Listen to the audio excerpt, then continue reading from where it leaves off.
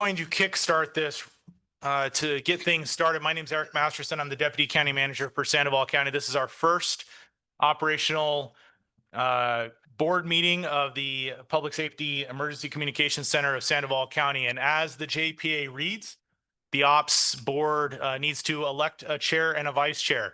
If in order to have these meetings, a chair and vice chair needs to be in place. So if there are no objections, what I would like to ask everyone here, uniform, non-uniform, I just want to make sure there's no objections.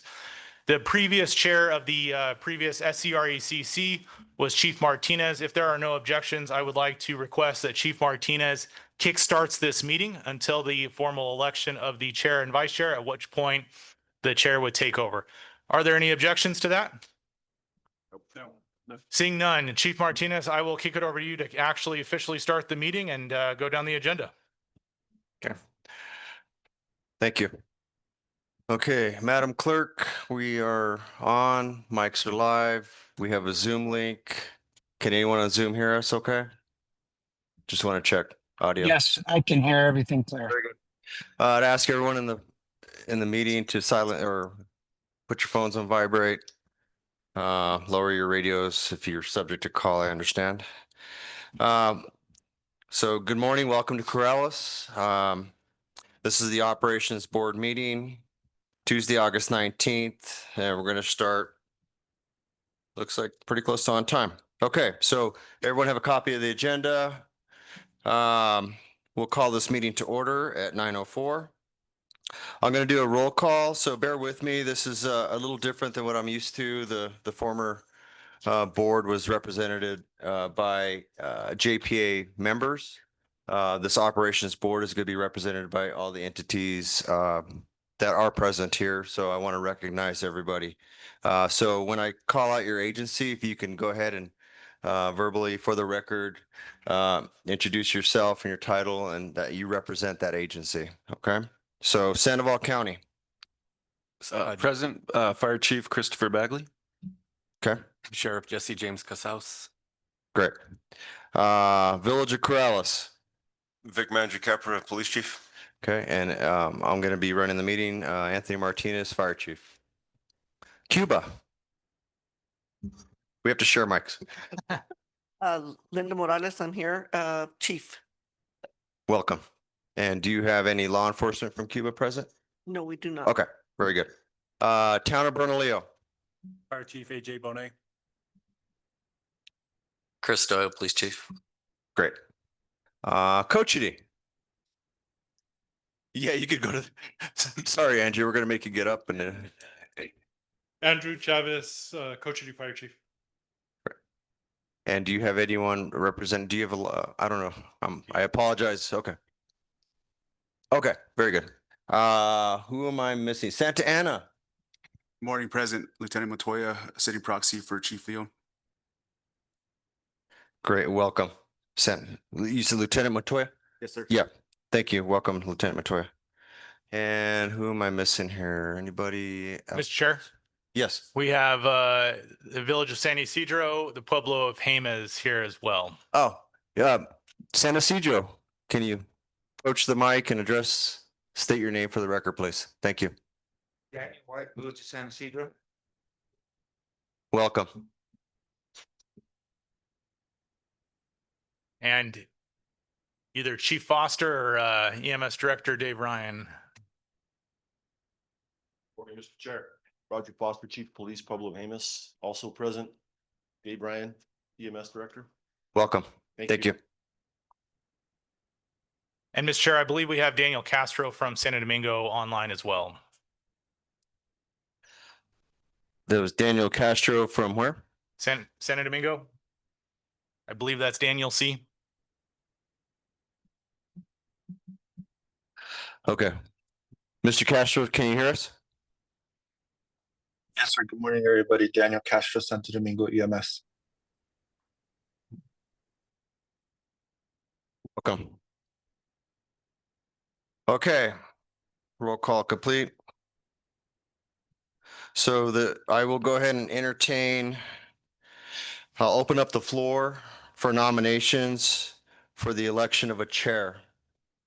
So And Mr. Chair, if I may really quickly, just a reminder, whoever the chair is of the operations board will sit on the governance board as the fifth member of the governance board, just to make sure that that is fully known and anyone who accepts the nomination knows what they're getting into. thank you for that. Any nominations for chair? And this is open to any agency, so Mr. Chair, if I would, I'd like to nominate Fire Chief Anthony Martinez as the chair of the newly formed body. I could think of no one better in this kind of this transition that we're going through with the new dispatch center and the new JPA. You have the experience. You've always been the fire chief. As far as I could tell, you're always going to be the fire chief. And say no. you have the experience and the knowledge to get us through these first few years. Thank you for that. I will accept. Any other nominations for chair? You ain't gonna hurt my feelings, I promise. Okay, hearing none. Any on Zoom? I will close nominations. I didn't see it in the bylaws as if we have to, if there's only one nomination.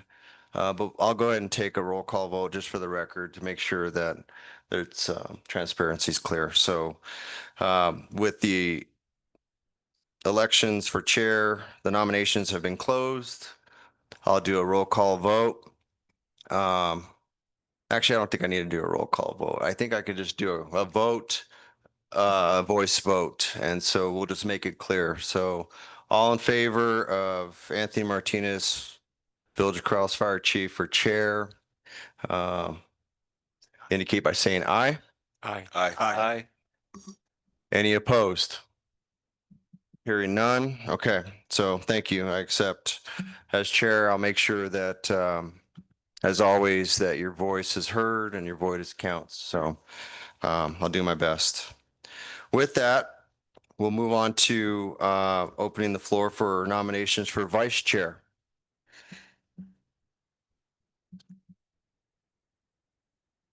Come on. I'd like to nominate Police Chief Stoyle as Vice Chair, representative of police on the board. Okay. A nomination on the floor for Police Chief Stoyle, Town of Bernalillo. Any other nominations? Any from the back? Any on Zoom? Chief Stoyle, you accept?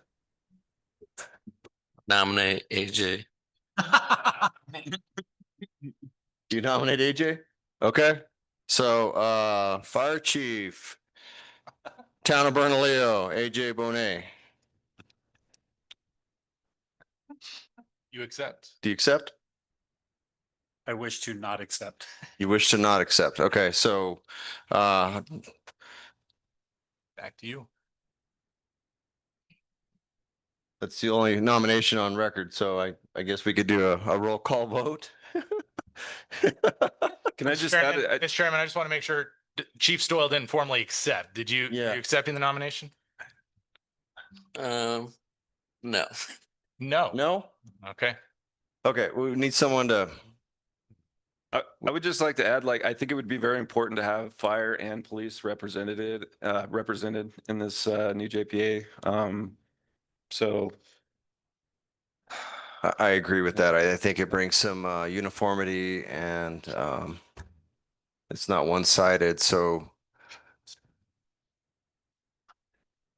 anyone would like to step up? We need a vice chair to help us with this. This is very important. I want to remind everyone that this is an exciting time. We are starting with a clean slate. We have a new dispatch center. This is the time to really step up and make an improvement and support our dispatch center and the needs that they have. So my little prep talk. That's not technically the guy. nominate Daniel White. Yeah, that's fine. I'll nominate Daniel White. Okay, we have a nomination of Daniel White. Daniel White, do you accept? Sorry, you have to. If you could approach so we can hear you on the record. Yeah, thank you. Yes, I'll do it for the rural communities. All right. Okay, so Daniel White has accepted for vice chair. Okay, I'll do a voice vote. All in favor of Vice Chair Daniel White? Indicate by saying aye. Aye. Aye. Any opposed? Hearing none? Any on Zoom? Okay, welcome. Thank you. I look forward to working with you.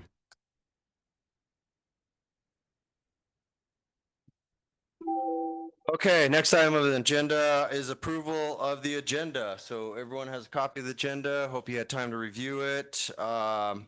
Chair, Yep. when someone makes a motion to approve, it's a grammatical error. The resolution number is on number 5, 819-25-4. So whenever the approval for the approval of the agenda is made, it would be with that amended item to clarify that resolution number, Mr. Chair. Can you repeat that, please? Item number 5, approval of resolution should be 819-25.4. I'm sorry, .5. My Dash apologies. 25.5. .5, my apologies.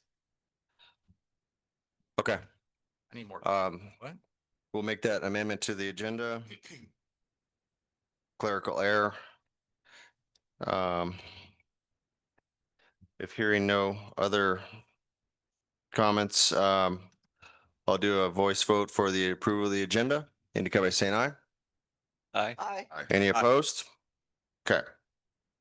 Now we're on number 5, approval of resolution. Let me just make sure I got this right. 18-25.5, resolution for the Open Meetings Act. And Mr. Chair, if I may really quick, formally introducing Yvonne Fox, 911 Assistant Director, Acting Director of the Dispatch Center. In the future, Ms. Fox will be the one kind of helping you run these meetings, Mr. Chair. But for the time being, I offered to help and assist a little bit. So you'll be hearing a lot from me today, but my hope is that pretty soon she'll be off and running, no problem. So, Ms. Chair, with that, this motion to approve resolution 819-25.4 is an Open Meetings Act required by New Mexico for any sort of open public regulated meetings. We did this, as you know, Mr. Chair, under the SCRECC. We just felt it was appropriate to do it for these groups as well. And I stand for any questions. Okay. I would like to entertain a motion for approval of the resolution.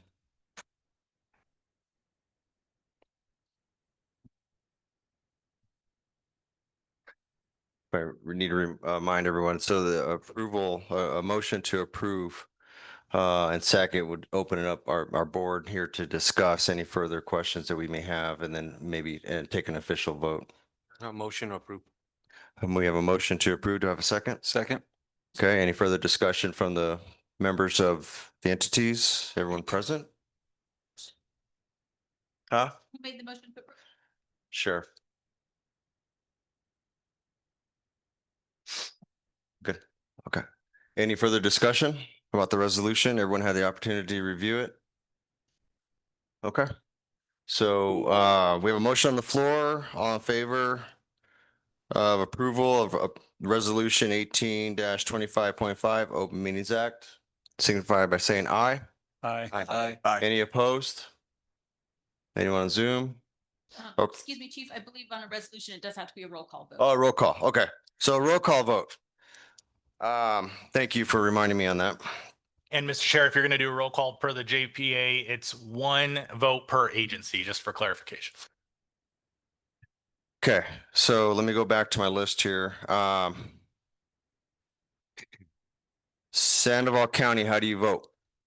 Aye. Well, let's see. I can't read my own writing because I was trying to take fast notes. Okay, Sandoval County, aye. Cuba, how do you vote? Yes. Cochise, how do you vote? Aye. Santa Ana, how do you vote? Yes. Village of Corrales, how do you vote? Aye. Village of San Isidro, how do you vote? Pueblo of Jemez, how do you vote? And did I forget anybody? Bernalillo. Bernalillo, how do you vote? Aye. Thank you, Bernalillo. And Mr. Chair, San Domingo's on the call. And San Domingo, how do you vote? Yes. Okay. Bear with me. There's a lot of agencies here. So, okay, thank you. Item number 5 has been approved.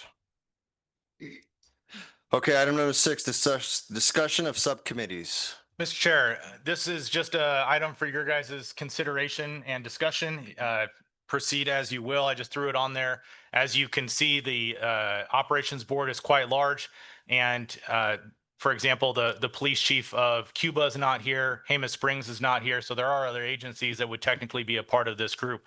The concept of subcommittees for your consideration is that maybe law enforcement has kind of a subcommittee, fire has a subcommittee. We would make sure staff from the dispatch center are part of those subcommittees. And then you guys come together to actually push forward with any SOP changes, anything like that. I think it would make the operations committee a little bit more streamlined, if you will. Especially because, as you all know, that there are certain things that affect law enforcement more than fire and vice versa. So it's just a recommendation for your consideration. It could be done prior to an ops board meeting. And we would, again, make sure staff is available and could help with arranging those committees. Just wanted to pass it for your attention and get your thoughts, Mr. Chairman. Thank you for that. Yeah, this is something that in the previous was sought out for, and I think we have the opportunity to, I guess, have each entity have a voice and some of our concerns to streamline things. My only question would be that I'd like to, for officially, I need to make sure that I'm following the rules of order and not, commingling or doing any sort of official business outside of my role as chair. So that's the first thing I need to clarify.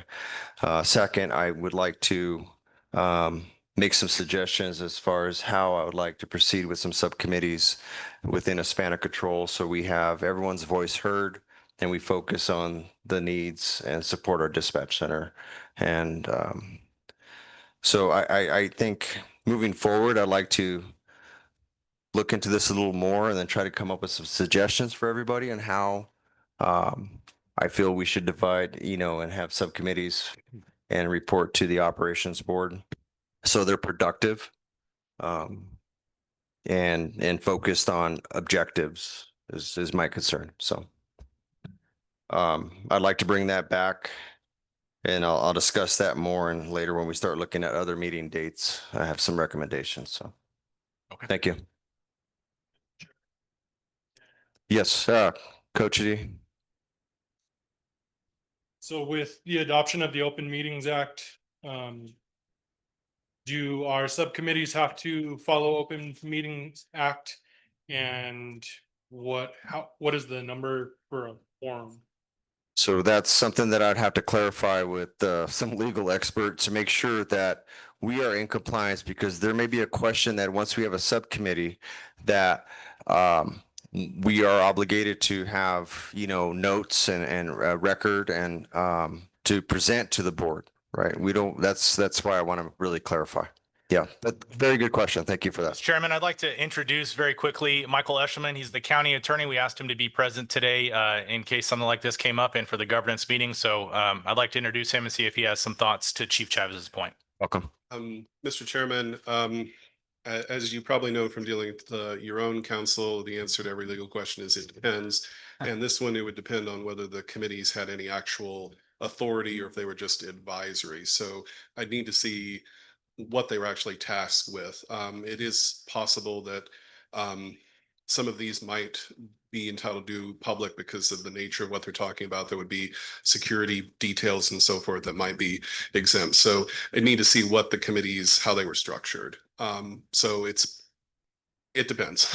So and thank you for that. And that's where, when I read this and then with deputy managers, comments about it, it's the first thing I thought of. And that's why I kind of want to streamline and have some objectives so we can be clear. And the other thing that concerns me is this is new, the way we're restructured here.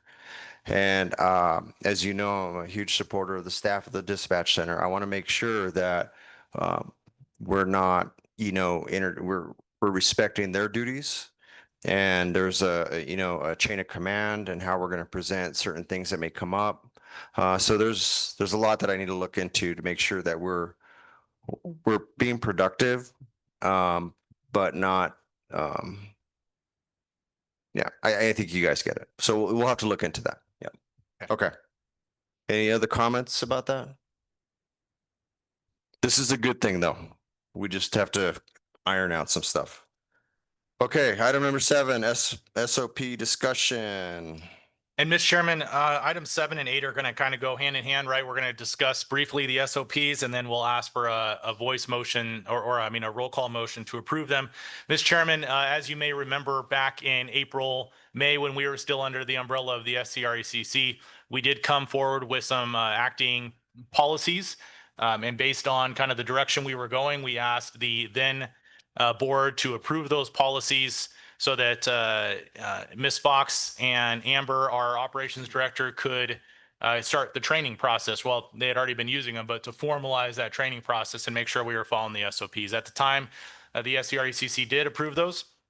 And we wanted to just make sure that, as you all know, there are a lot of things changing almost daily in the dispatch center as we are working through a lot of the challenges, right, that have come our way. So though the SOPs I feel remain strong, we do need a formal motion to approve those now under the PSECC. The only change that I would offer to make, Mr. Chairman, in the current SOPs that were presented in April-May timeframe is the one it's in your packet, the proposed new language on the back page for records requests. At the time, we didn't really have it ironed out on how we were going to do records requests. And as you know, this is a sensitive topic, Mr. Chairman. So what we did is we met with the legal team at Sandoval County.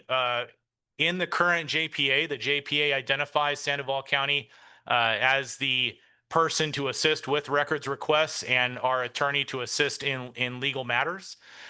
We also worked not just with the attorney, but his staff and the staff at the sheriff's office, including Janice, who is here today, who helps with discovery for the DA's office, to kind of come up with a process for your for your discussion and subsequent approval.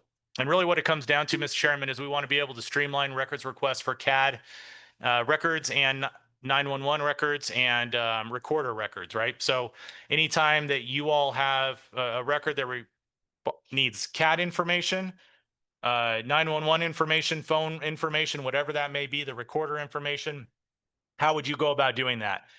And really what it came down to is we have at the county, we have a GovQA or is that? Yeah, GovQA website where they can actually go in and fill in that information.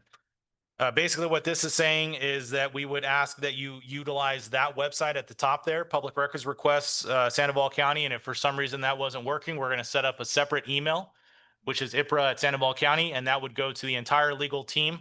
And that way they can be processed in the portal, just like any other request. And we can make sure that we're tracking them and responding to them appropriately. Now, obviously, Mr. Chairman, this will take a little bit of time to work between our IPRA team and discovery team and your respected agencies to make sure that everyone is on the same page. But with your approval, that will give us and the county's legal team kind of the go-ahead to start working with your teams to make sure that we iron out anything associated with this request.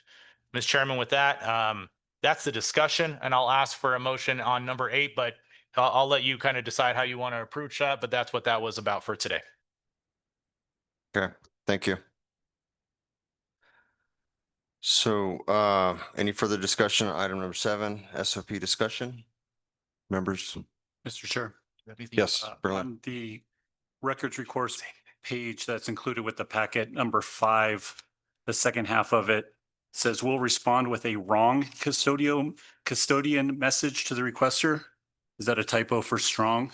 No, Mr. Chairman and Chief, what that is basically, so let's say, for example, we get a request for your fire and EMS records, okay? We obviously don't have access to that. We have access to the CAD, we have access to the 911 calls for that call, et cetera, but I don't have access to your image trend account, right? So what we would do is respond with our information, what we have, and then we'd say the actual chart, the image trend chart comes from Town of Bernalillo.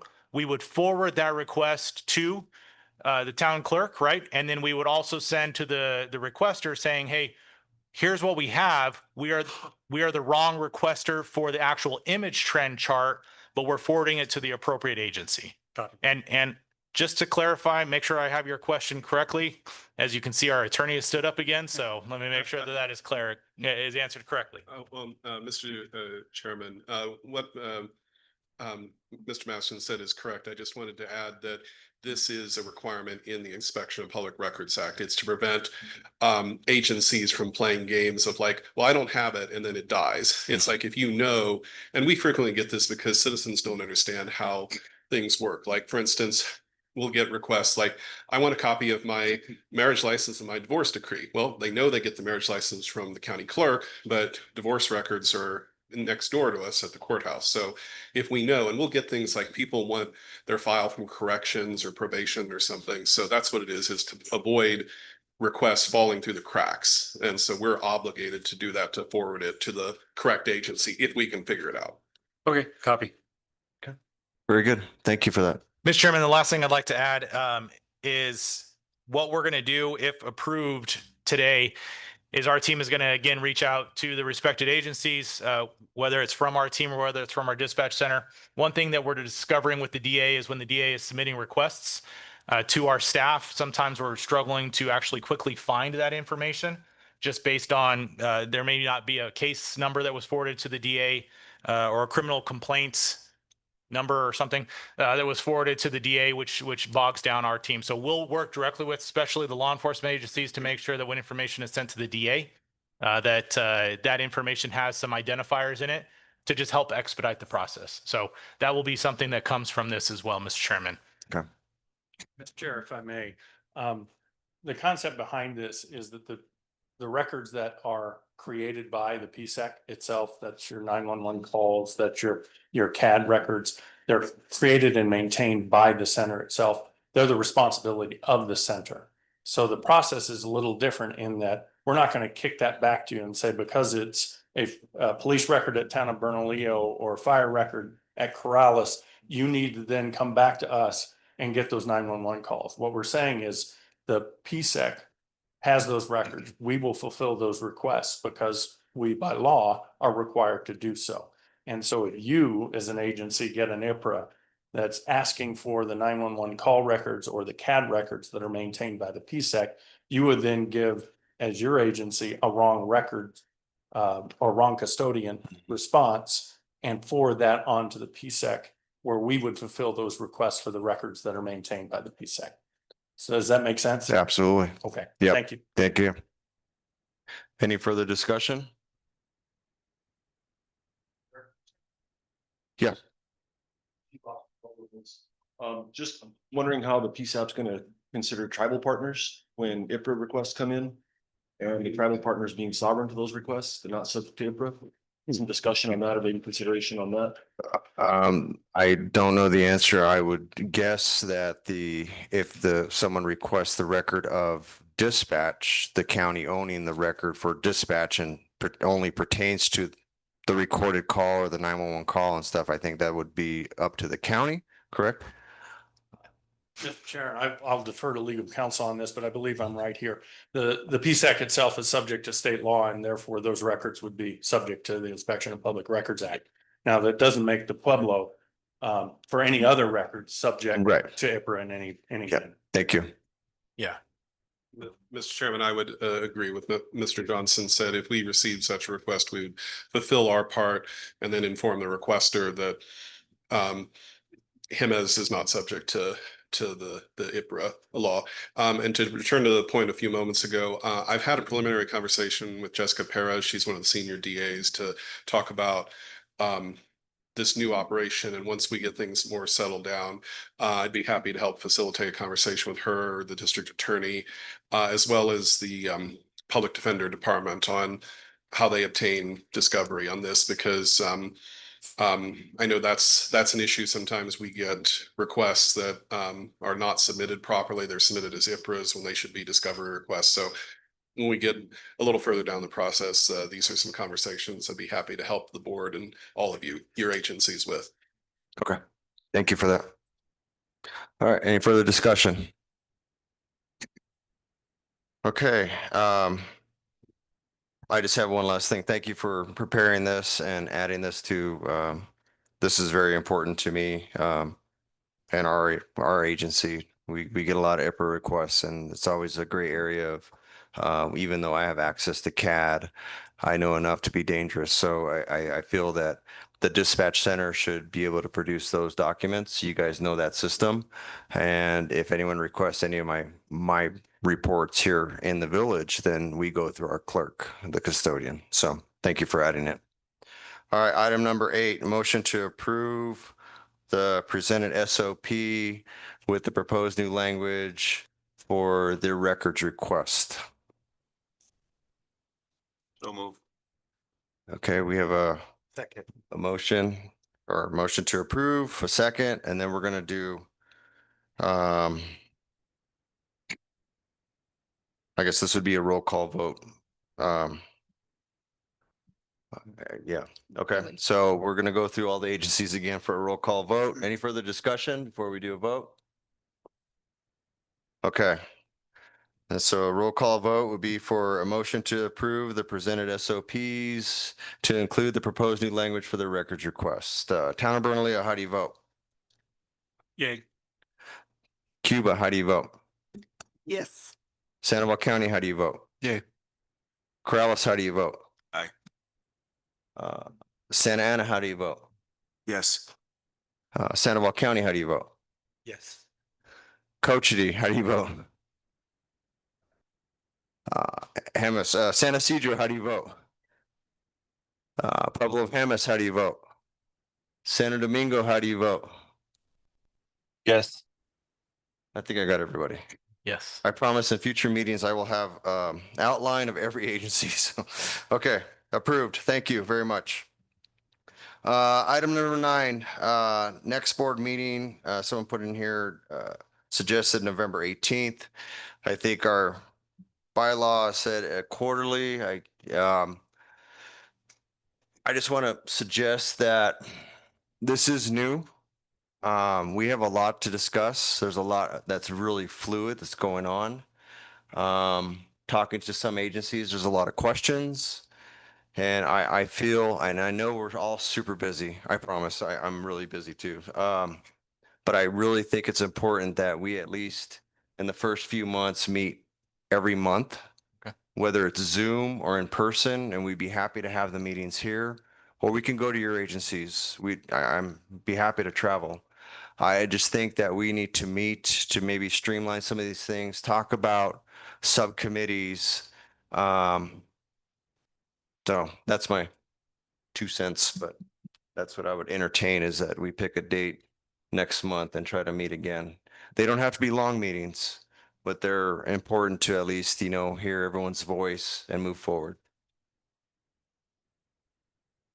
You Mr. guys Chairman, agree? Mr. Chairman, the staff is fine with that. Just throw out a date in September and we'll make ourselves available. I'm gonna look at our clerk. We are free on Tuesday, September 16th. Okay. So September 16th works for us at the Village of Corrales. We'd be happy to host it here. We can rearrange so everyone has a seat and reconfigure the room. So September 16th, does that sound good, everyone? Yeah? Yes. Okay. So we'll go ahead and we'll shoot for September 16th. Mr. Chairman, the morning again? What Do you want what for an time? afternoon? We are free all day, so. All day? Yeah. I would say 10 o'clock. Give people a little bit of time if they want to travel. And is here okay with everyone? I might have to send to my undersheriff on that day. Okay. And that's fine. Yeah. Okay, so September 16th at 10 a.m. here at the Village of Corrales. Mr. Chairman, I'm sorry, I didn't mean to cut you off, but before you adjourn, I just have some comments whenever you're ready. Yeah, and also in future agendas, Yes. I'm gonna add some stuff to the agenda that I like to structure for, additional comments and future agenda items. I like to have everyone's input so we can get that locked in. So with that, does anybody have anything else that they'd like to address the board? No. Okay. Mr. Chairman, thank you for giving me a moment to just kind of make a statement here. So as you all know, thank you all for being here today. We have done a lot really in the last 18 months, almost 2 years to try to prepare for where we are today. We have had tremendous success in certain areas of the center, building the location, expanding the location, installing the equipment, hiring staff, training staff in a very short period of time. There's no hiding. We have some hiccups. We're working through them. And everyone in this room, you have my word that we're going to continue to work through those hiccups and get this to be what I promised you it would be a year and a half ago. Okay. We are working every single day to make this happen. I'd like to request, Mr. Chairman, that the Operations Committee stays for the governance meeting, as we're going to dive a little bit deeper into some of the status of where we are at. And the reason we did that, Mr. Chairman, if hoping you guys could all stay so that we could just do it once and not have to do it twice in the future, though we'd be happy to do it separately if that's the chairman's and then the board's request. But what we're really trying to do here, Mr. Chairman and members of the board, is build a very transparent, resilient, and collaborative center that where everyone, as you can see here today, everyone is going to have a voice in how this works. There are a lot of good ideas out there. There are a lot of things that need to continue to be worked on. We want to hear those ideas, but we want to bring those ideas, Mr. Chairman, to you and the board to discuss what the operational impact will be. For example, there are ideas out there, but that would create an operational challenge within the center itself. And so how do we work through some of those ideas while also recognizing the impact it may have on the dispatchers? Those are the conversations, Mr. Chairman, I hope that this board and the staff have in the future. But rest assured, in the meantime, we are continuing to work. We're continuing to answer your calls, and we're continuing to try to figure out how to make these gaps go away, so to speak. So again, I ask that everyone stays for the governance meeting, and we'll dive a little bit deeper into it, but I'd be happy to answer any questions, Mr. Chair. Great. Thank you for that. The one thing that I would like to remind all the operations members here, I personally listen to my radio all the time. And so if you go back to your agencies and talk to your staff and just reassure them that, you know, we need patience. Your supervisors in the field, pay attention to the calls that are going out, listen in, take notes on suggestions on how we can maybe streamline some of our operations in the field. I know that I hear there's a lot of, you know, it's a new center. We're hearing dispatchers. Amber has heard, I call Amber a lot. You know, we're trying to be patient. We're working through some of these hard times, but we as responders can also make a difference on trying to streamline some of the things that, you know, our subordinates are doing in the field as well to make their job just a little bit easier. And just, again, patience. Yep. Okay. I'll entertain a motion for adjournment. Make a motion. We have a motion. Yeah, Second. All right. We are adjourned. Thank you, everyone. Thank you, Mr. Chairman. We're going to let's take a 5-minute break. Yep. And you, sir, are going to remain on the dais with the represented agencies from Santa Ana, the higher up management from Santa Ana, Town of Bernalillo, and Corrales and Sandoval County and yourself, sir. So there'll be 5 agencies represented on the board for the governance meeting. Thank you, Mr. Chair. Well, there you go. That's almost as good as a hammer. Would everybody please take a seat so we can get started? Mayor, do you want your gavel? I was just telling Wayne about that, but no, I don't need it now. He already hammered it. They tend to get a little disruptive occasionally here in Corrales. Yeah, they do. Occasionally. Okay, I'd like to call the rest of this meeting to order for the governance board meeting. Before we do the roll call, I'd like to stand and have you guys join me with the Pledge of Allegiance, please. I pledge allegiance to the flag of the United States of America and to the republic for which it stands, one nation, under God, indivisible, with liberty and justice for all. Well, that makes me feel better. Okay, roll call. Chair of the Ops Board. Here. Member from Santa Ana Pueblo. Member from Corrales, I guess that's me. Member from Bernalillo. Present, Ida Fierro, Very Town good. Administrator. And member from Sandoval County.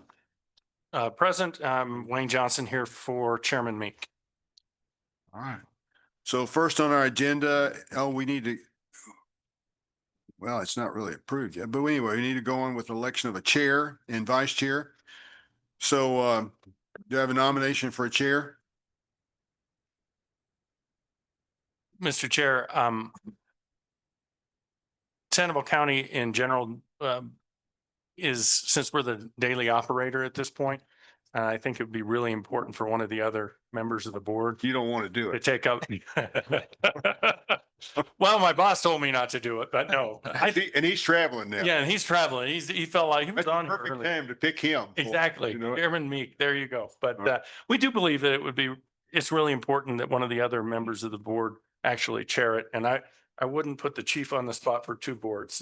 So it would be Oh, no, he's too busy. Yes. between Corrales, Santa Ana, and Town of Bernalillo as chair of the board. That would be my recommendation. So any nominations? Mayor Fahey comes to mind. Mayor? Okay. Okay, I guess I'll do it. Do we want to vote since you guys are just sort of dumping this on me? Ida? All those in favor signify by saying aye. Aye. All right, there we go. All right. Now we'll do a vice chair. I think perhaps the town of Bernalillo could do that. Mr. Chair, I would nominate Ida Fierro as representative of the Town of Bernalillo as vice chair. I accept. Very good.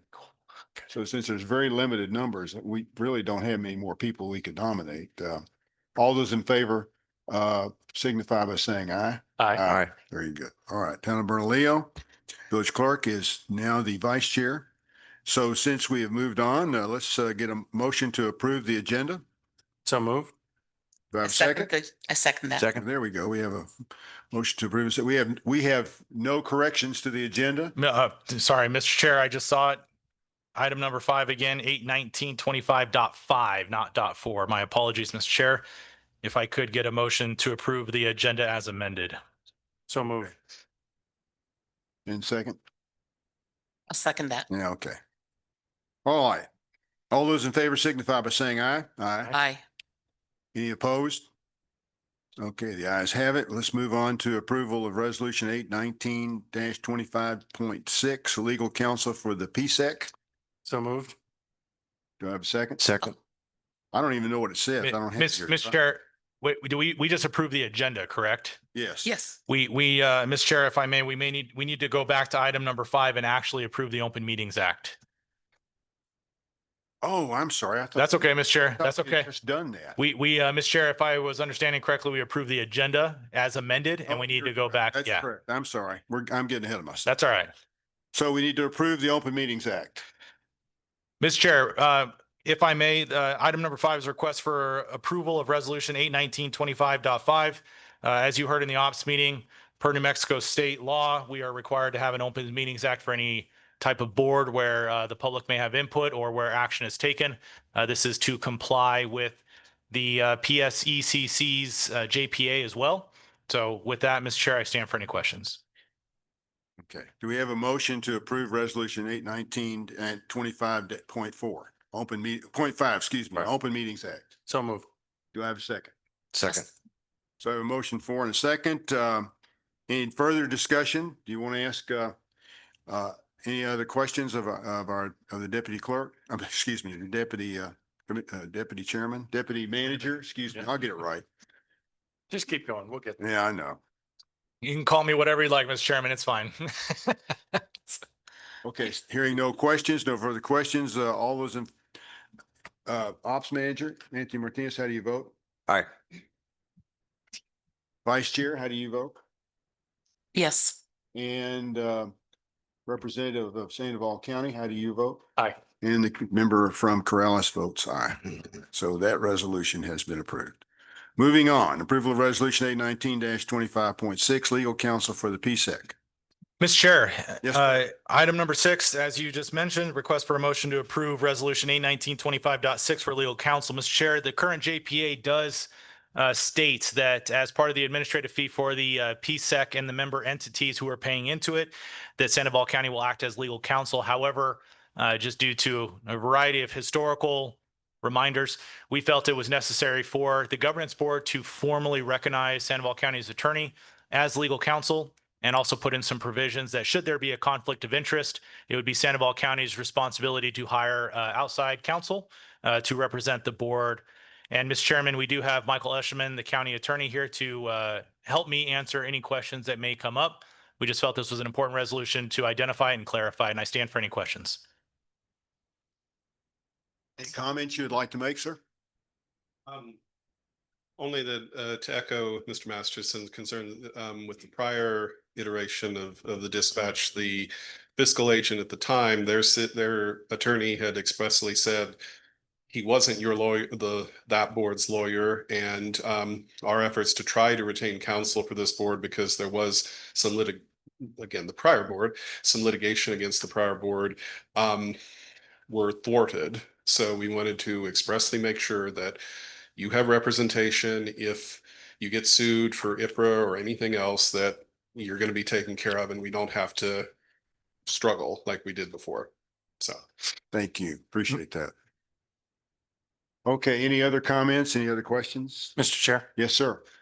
one of the things I'd like to point out is this is the way county government operates every day. We have 5 independently elected officials, and the county attorney nominally represents those elected officials on behalf of the Board of County Commissioners. His primary client is the Board of County Commissioners. So if there is a conflict between, say, the sheriff, which never happens because sheriffs are always very calm and agreeable people, then it's the responsibility of the county to hire conflict counsel at that point to represent that entity directly. So this is a structure that we're very familiar with and a process that we're very familiar with from the county's perspective. And Mr. Chairman, down the hill, Bernalillo County gave us an example recently that the county treasurer got into a dispute with the commissioners on who he could hire as his chief deputy. So as Mr. Johnson said, these things happen and we're prepared for it. Okay. You mean it's, okay. All right. Very good. Thank you so much. You're welcome. Ready. All right. So we had Chair, I discussion. move to approve 81925.6. I thought we already had a motion to approve it. We haven't had the motion in a second on this one. Oh, we haven't? Okay. Not yet. All right. We're moving pretty fast. You I'll did I'll- make the motion, didn't No, you? I didn't. Didn't? Okay. All right. Do I have a second? Yes, I'll Okay. second that. So how do you vote? Yes. And how do you vote? Aye. Yes. Ops manager? Okay. And the chair votes yes. Dispatch center update, Ms. Fox, acting director. And Ms. Chair, if I may, I'd like to introduce Ms. Fox, acting director, as the dispatch center for the director for the PSECC. Ms. Chair, what we'd like to do today is have Ms. Fox kind of go over some high level things that are happening at the dispatch center. However, as you were here, earlier, sir, we do still have some uniforms in the room. So with your permission, I would like to offer at the conclusion of this, when we start doing questions, that we allow some of the uniforms to come up and ask some questions as well with your approval, just to make sure that we have full transparency and we get any questions that need to be out there on the record and we can get them addressed. Absolutely. All right, Ms. Chair, I'll turn it over to Ms. Fox. Mr. Chair, my name is Yvonne Fox. I am the acting director for the dispatch center. Just to give you a little background on myself and my experience, I was a supervisor with Albuquerque Police Dispatch Center for 20 years, and 6 years prior to that, I was a dispatcher.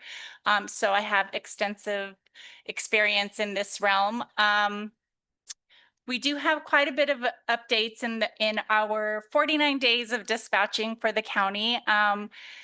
As many of you know, we've had a lot of challenges, not only with equipment and getting certain things going within the center, but also with our staff and their training. But I just wanted to give you more of an update on what we have accomplished in the last 49 days. We are continually working with our GIS and CAD mapping, which is basically verifying where our first responders are at within the county. So that's verifying the addresses, making sure the addresses and the mapping are up to date, which has been a challenge from just even when I started here.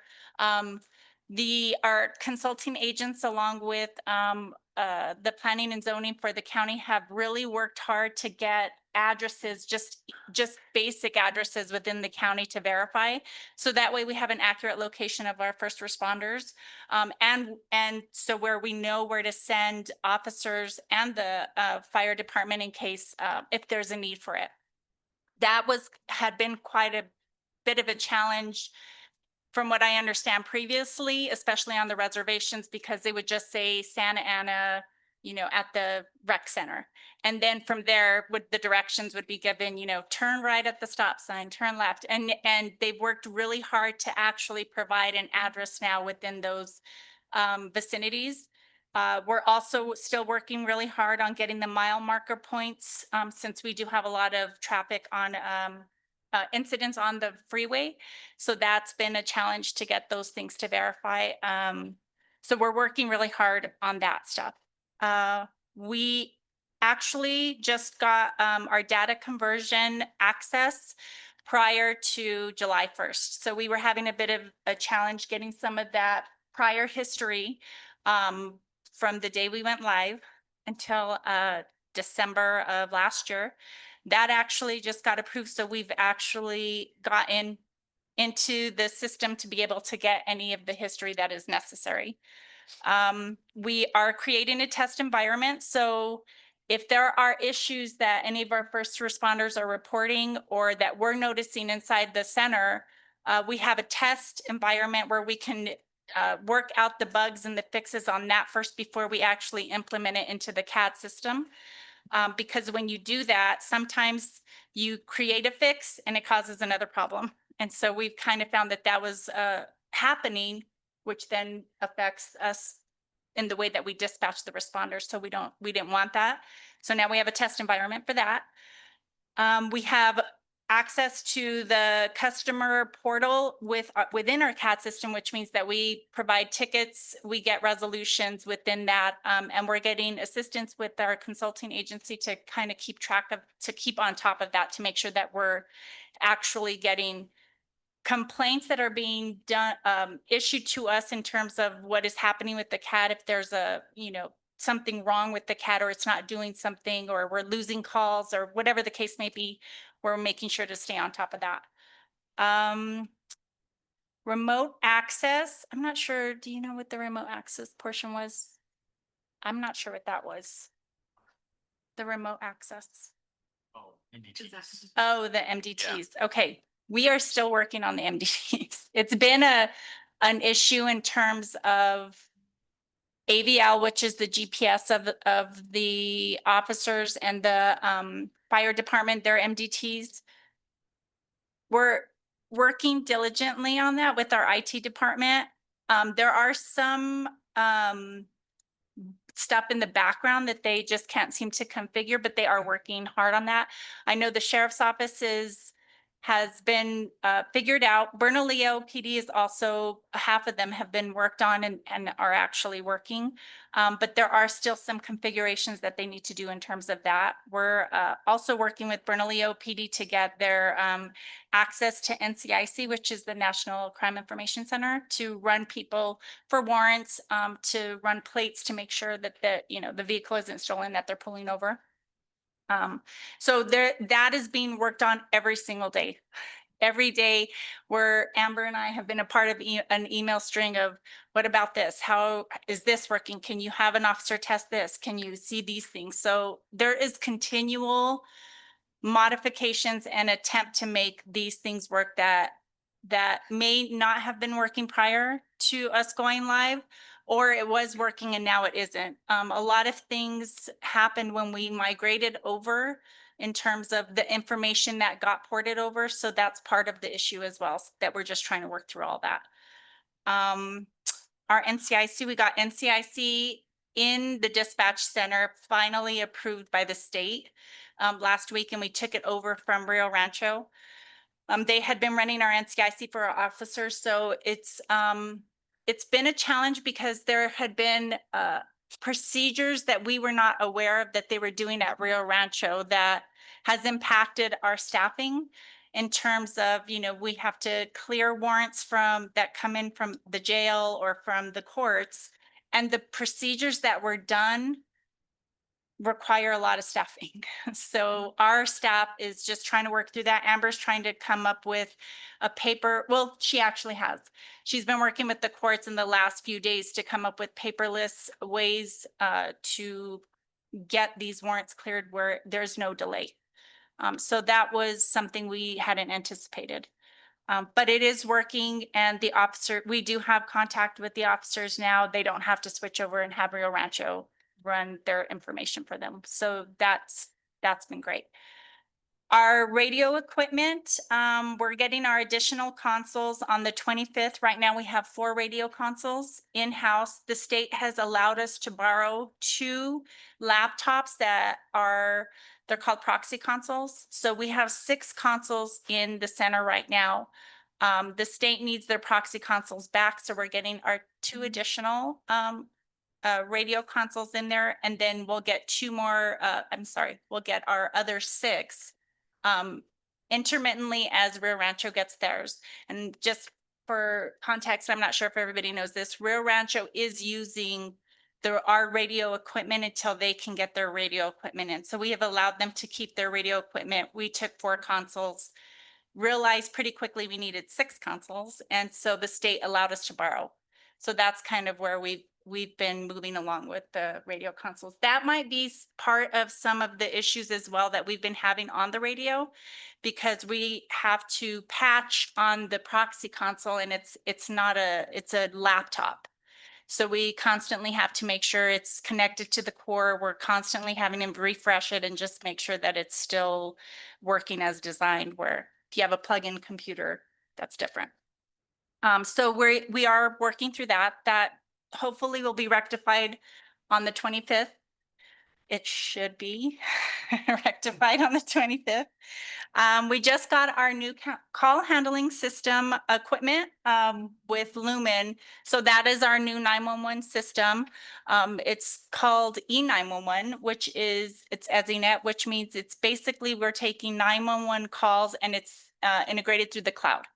And so what that means is, in the past, if all of our 911 line trunks were busy, it would kick it to another agency. If that agency was busy, then, if we had 18 trunks and they had 19 trunks and they were all busy, there was a potential for the call to either be dropped or the phone to just continually ring.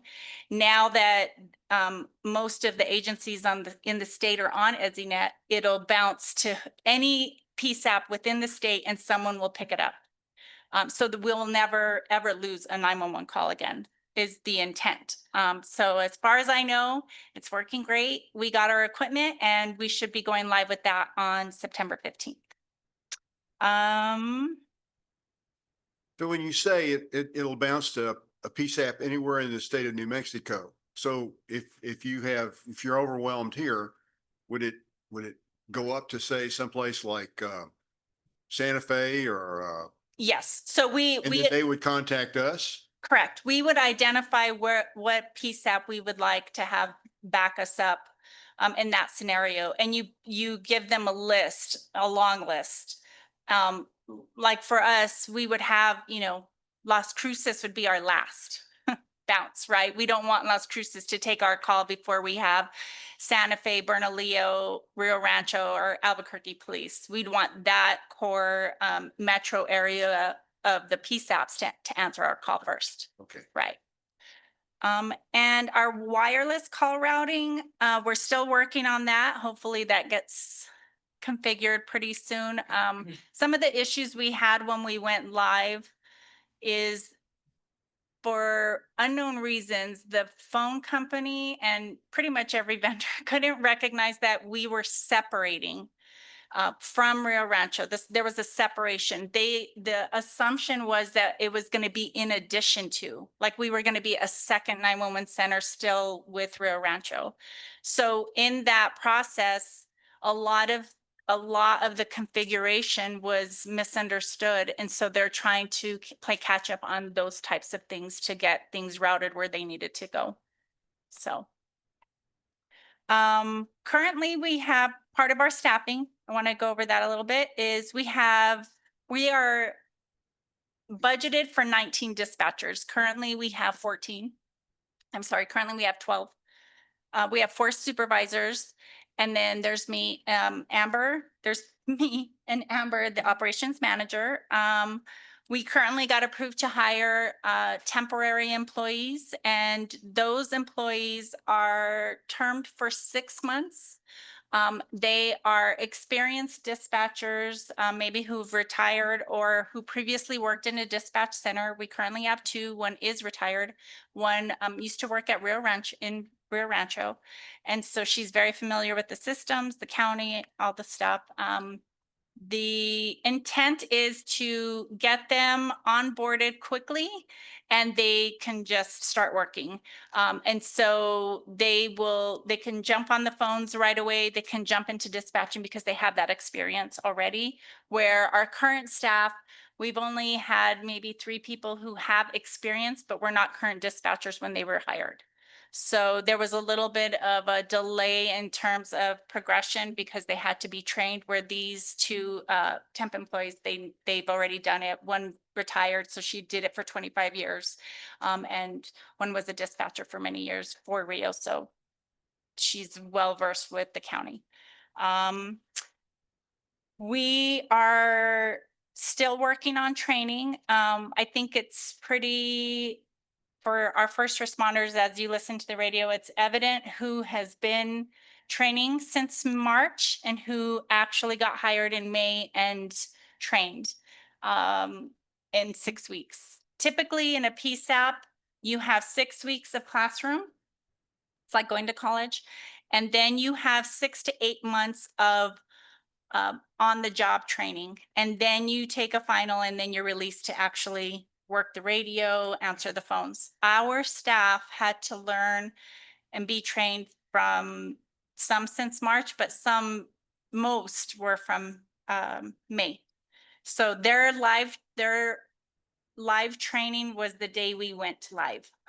So I appreciate Chair Martinez asking for patience, because that is where the patience has to come in. Our staff is not, everything has been uncertain up until this point. And so part of that was the training and us going live. They've done remarkable. The progression has been phenomenal. And we've received feedback for that when some of the dispatchers are on the air. And I appreciate that. We appreciate that you're recognizing that we are improving. Also with the improvement, there's a lot of things that we're recognizing that have to change. Our ideas of what needed to be implemented for go live just haven't been working. So we're trying to pivot and make those changes within the center as well. So that's kind of just the quick update on that. Mr. Chair, if I may, I'm sorry, I don't mean to cut you off.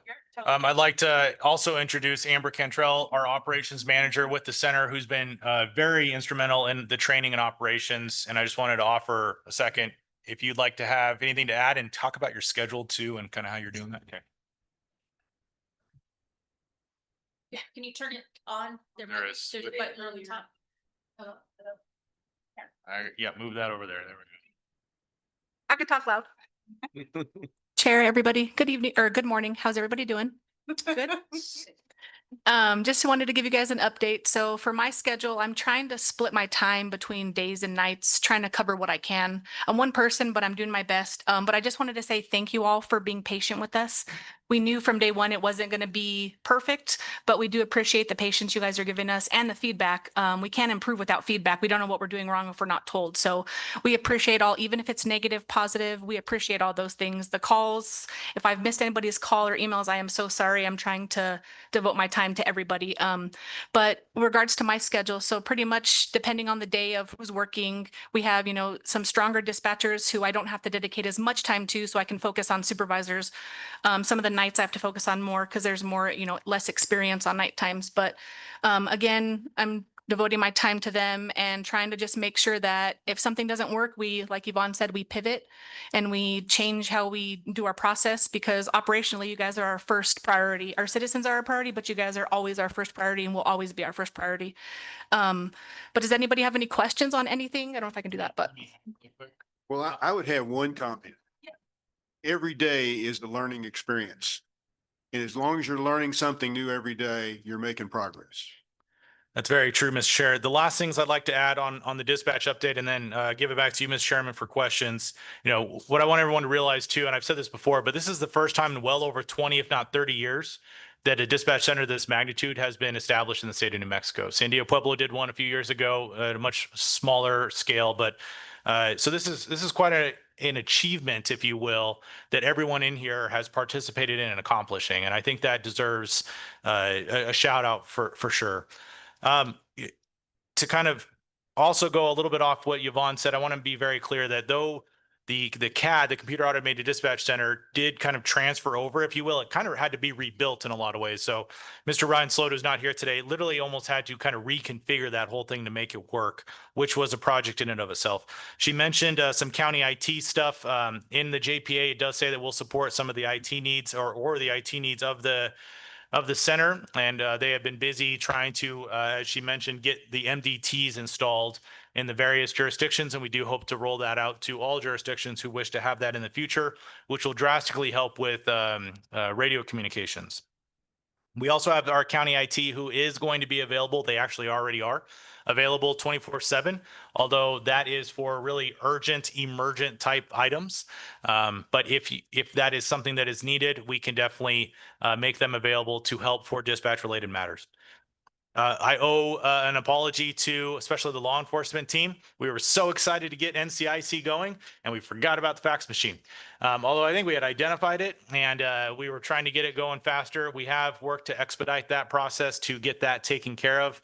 I hope to have that very soon.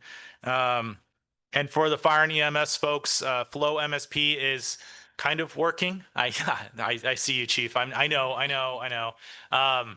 I have a message out to Image or Central Image Trend and Flow MSP to try to figure out where some of those gaps are to get that closed done. So a lot of things happening. As I said in the operations meeting, Mr. Chairman, this group has my commitment to continue to support Yvonne and her team and making sure that this is what we promised it would be. So, Mr. Chairman, do you have anything else? I just want to add,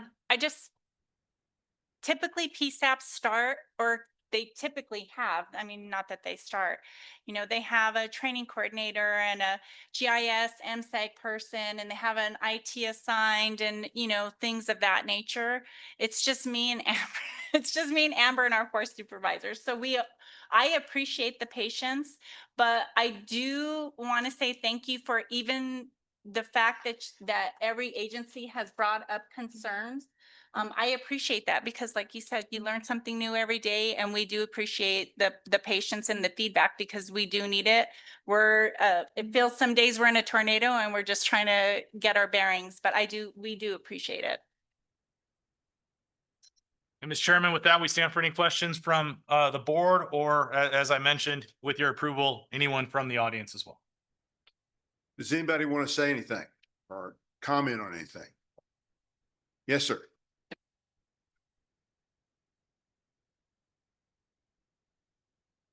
Thank you, members of the board.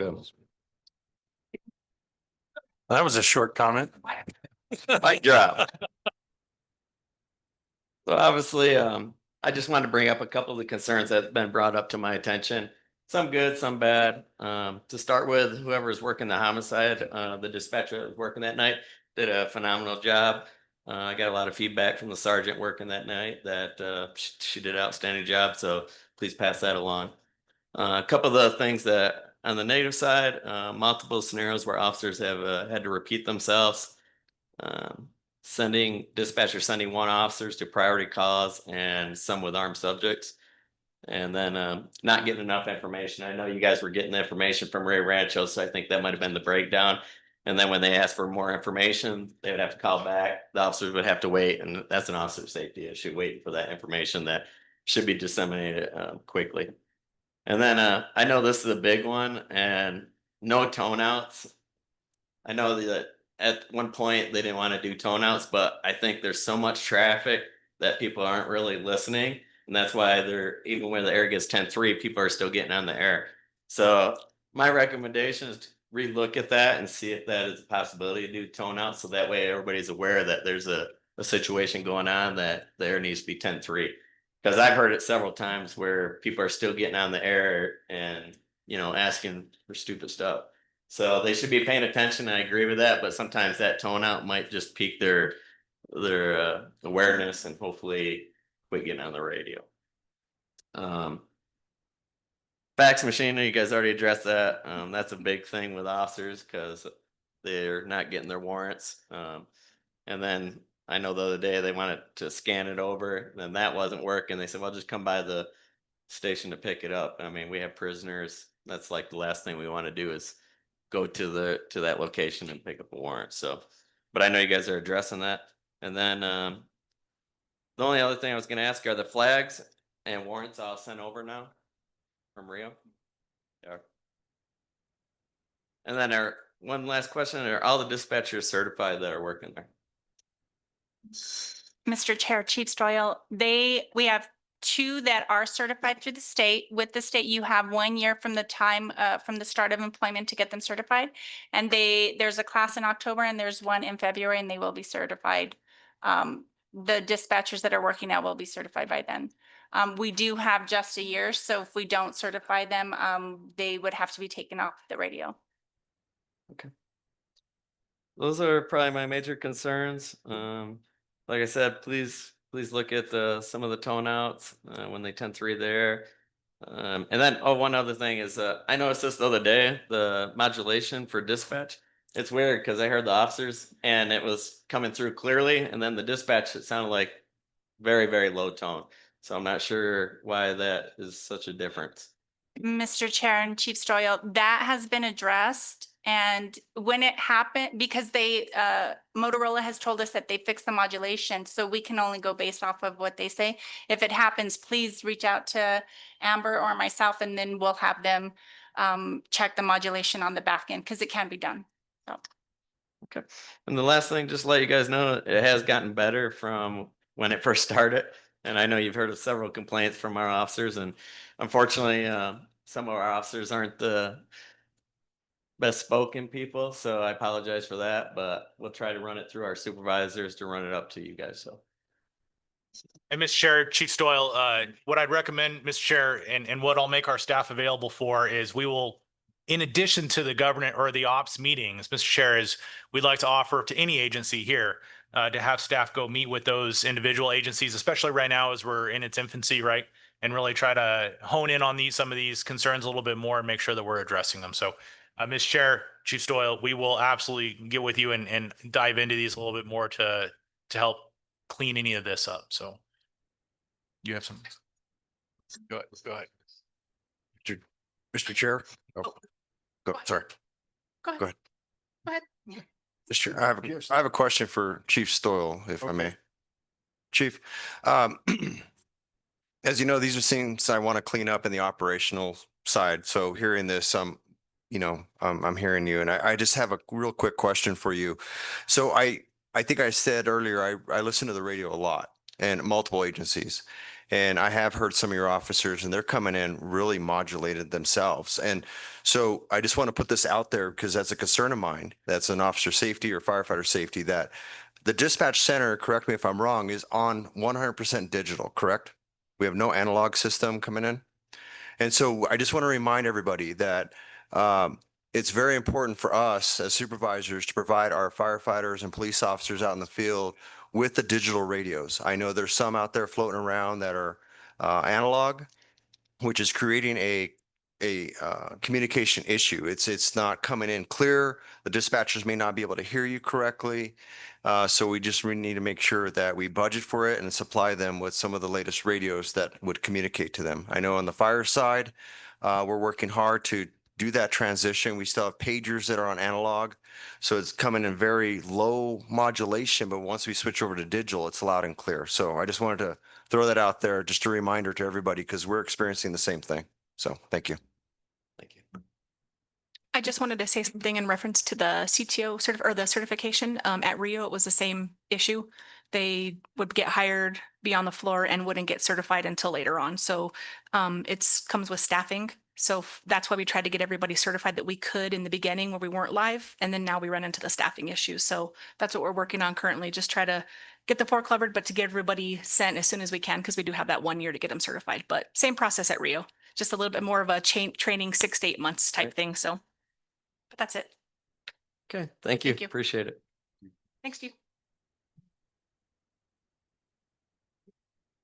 Hi, most of you know me, I'm Lieutenant Wiley, and I've been burning Amber's phone up a lot, but I gotta agree with the chief. I think he took all my notes, but that the toning has been one of the biggest gripes I've heard from multiple agency and my officers.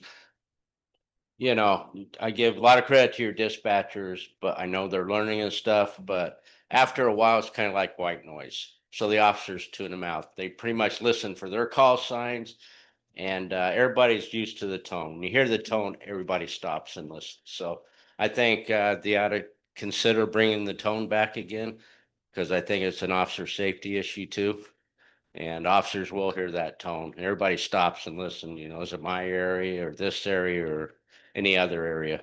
And I got a lot of complaints from the officers, and I've told them to have patience. So, but one of the other issues too is, like the chief said, is our officers are complaining, they got to repeat themselves too many times on the traffic stops where, they want to give their location, their license number, and observe and get out of the vehicle, but they're having to sit there too long. And all of our officers do have the mobiles, so they do, they run what they can. And we're working with the state now and the NCIC, they want all of our licenses and everything, so that's being worked on, so. But I'd like to thank the dispatchers, I know they're trying, and we've already put out officers, any complaints, they have to go through a supervisor, and then one of us will contact Amber. Okay. Mr. Chair and Lieutenant Wiley, just for some education regarding the tone, it's that has to also do with our equipment. And we invite anyone to come in and sit in and see exactly what they're trying to work with. It's not as simple, where they can go push a mouse and hit a tone. They have to push a button, switch it over, do a tone, switch that over. So they're missing important information from the officers as well. Not that that can't be looked at, but the whole process takes about 10 seconds, which is a long time. But that we will look into that. I don't disagree. It's just some of the issues on the back end, not a lot. Some of the issues have to do with our equipment. So we are getting those things rectified one at a time, and there's a lot that have been identified, and that is one of them. So we're trying to get that fixed. Anyone else? Yes, sir. Chairman and other members of the board. My name is Andrew Chavez with Cochiti Fire. I've seen progress, and thank you. It's getting better. I have some questions on radio failure processes. What is a backup paging and backup notification process? Mr. Chair and Chief Chavez, the backup, we have those proxy consoles as part of the backup if something were to happen with the console. The way the Motorola system works is even if it disconnected from the core, which is the state core, it's still operational. So that would give us time. has a tab that says it's a backup. So even though it doesn't say, you know, Cochiti Fire or Sandoval Fire, it's a backup in terms of within, not connected to the core where you could still tone and still dispatch while they're still attempting to get connected to the core through the state. Are you asking about code red as well? I'm asking on if a repeater system goes down or if there's a radio failure. Yeah. Mr. Chair, Chief Chavez, like in the old system, we did code red, right? So if everything drops, we send out a code red to Coach Chief Fire so that you guys know you have a call. That's what you're referencing? Yeah. Same concept. So though we have a handful of personnel that are trained in code red, not everyone, that is something that is being addressed as we speak. And we also were notified that there was a miscommunication on who owns code red or how code red is owned or how code red is processed. And we are actively working with code red to make sure that the data comes over and we have full access to that system moving forward. That is an expedited process that's happening as we speak. So code red will still be the planned backup for if the pager systems fail. We'll send out a code red to you and your team based on the information you've provided. And that will be our backup plan for now. Is that currently operational? We have access to code red, right? Yes. Right. We have access to code red. Still. We do have access to code red, and there's a handful of people that are trained and the groups are still in there. So if you are asking for a code red, and if it's happened and I didn't know about it, I apologize. But if you're asking for a code red, that should be something our supervisors know how to do. And if they don't, they're calling Amber. Okay, because recently we had a power outage at the Army Corps complex. And this is the legacy system, which I will address in a minute. And the dispatch supervisors told me that code red was no longer an option, and Flow MSP and I am responding were the only two ways to be notified. And though my department does not have those Okay. after several years of attempts. Mr. Chair, Chief Chavez, I apologize about that. We are going to take a note of that right away. And that'll be that in the tones are a top priority as soon as we get back to make sure that everyone understands what code red's capabilities are. So. Okay. And Flow MSP will be coming to you, just so you know. awesome. And Chief Martinez, Yeah. understanding the equipment, our region is not fully supported by the 700 system. We, depending on weather, depending on which way the wind is blowing, our 700 radios do not connect to the system and are not readable through dispatch. So we still have to maintain and use the legacy system, the repeaters, the Cochiti repeater to communicate. And also that's how we get our tones, which creates another problem with dispatch. The dispatchers are not airing verbals over Cochiti. 100% of the time so far. They have not been aired over Cochiti. So we get tones with no verbals, and we have to ask for we either have to go to a vehicle or area that has a 700 that is working and then ask for that to be re-aired, or we have to spend several moments asking the dispatcher to change over to the Cochiti repeater and then get our verbals that way. So it's creating sometimes a 2 to 4 minute delay in getting the information other than the beep, beep, beep. I know that Santo Domingo is having the same problems also with that. So just reminding the dispatchers that they need to air the verbals on the Cochiti repeater so that we can get it. All right, Mr. Chair, Chief Chavez, we're taking those notes. We'll get back on it. And to your point, yes, we do know that we still have some patches on the VHF system.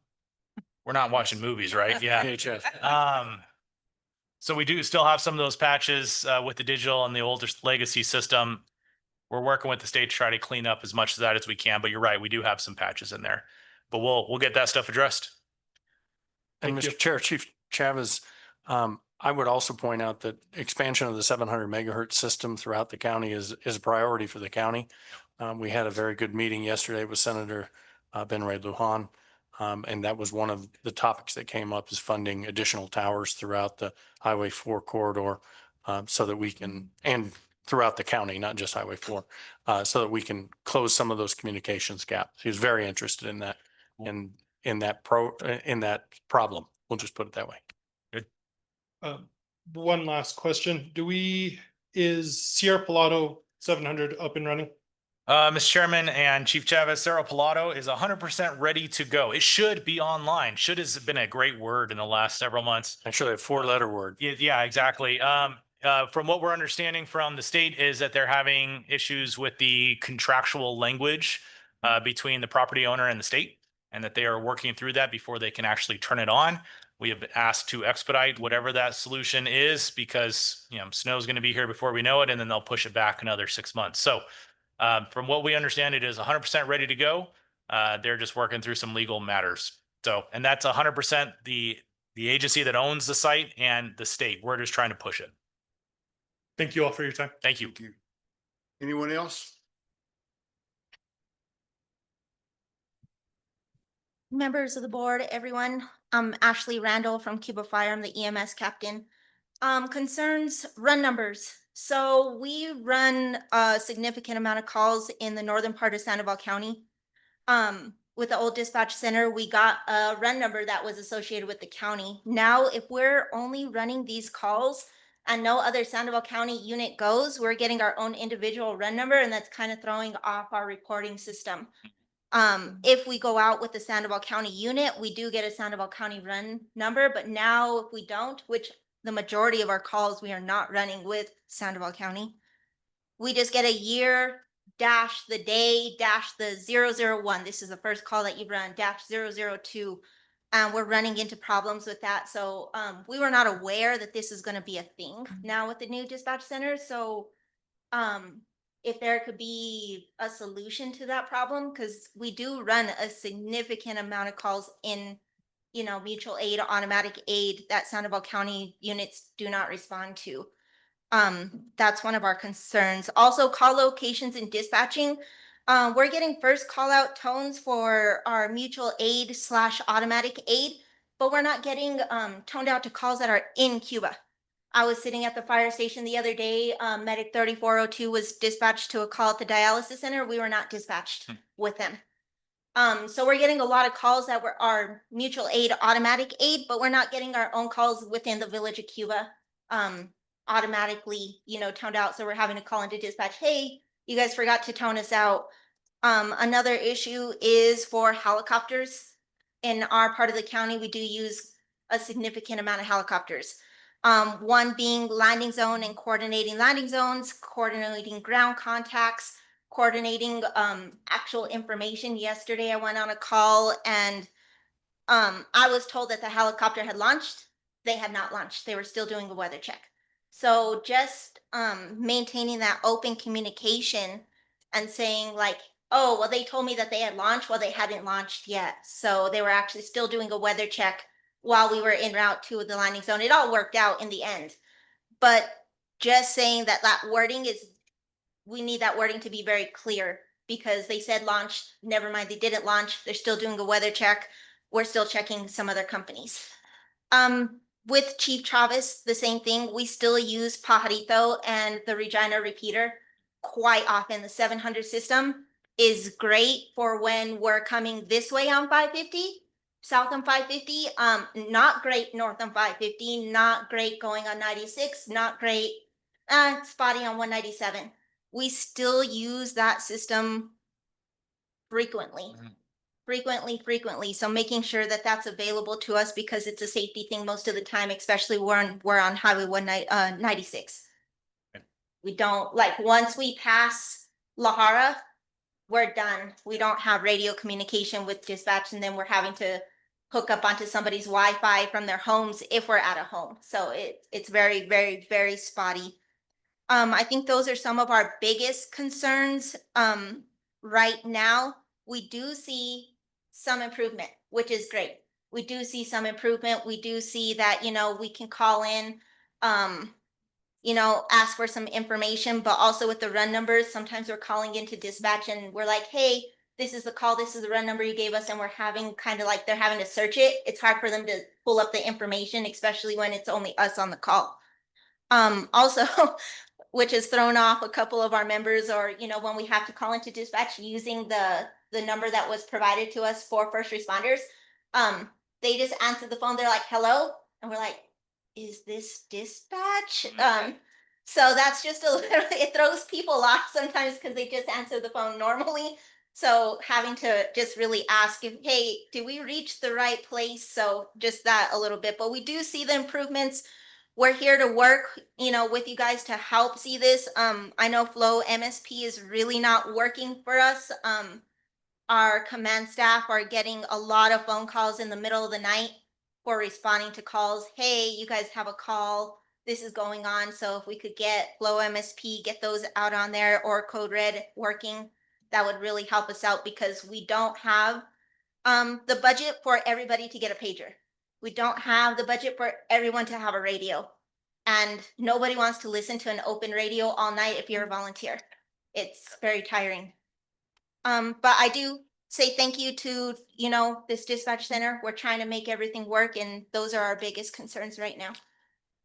Hey, Mr. Chair, Captain, thank you. We will be in touch, and definitely want to add those to our current list of items, and especially the run number 1. We really need to talk about that in the ops groups, because there's a lot of conversation about that. I'm looking at the ops chairman. So, okay. Daniel White, San Isidro Chairman, and I know you guys know about this, and this is the radios, and I don't know how much you know on that.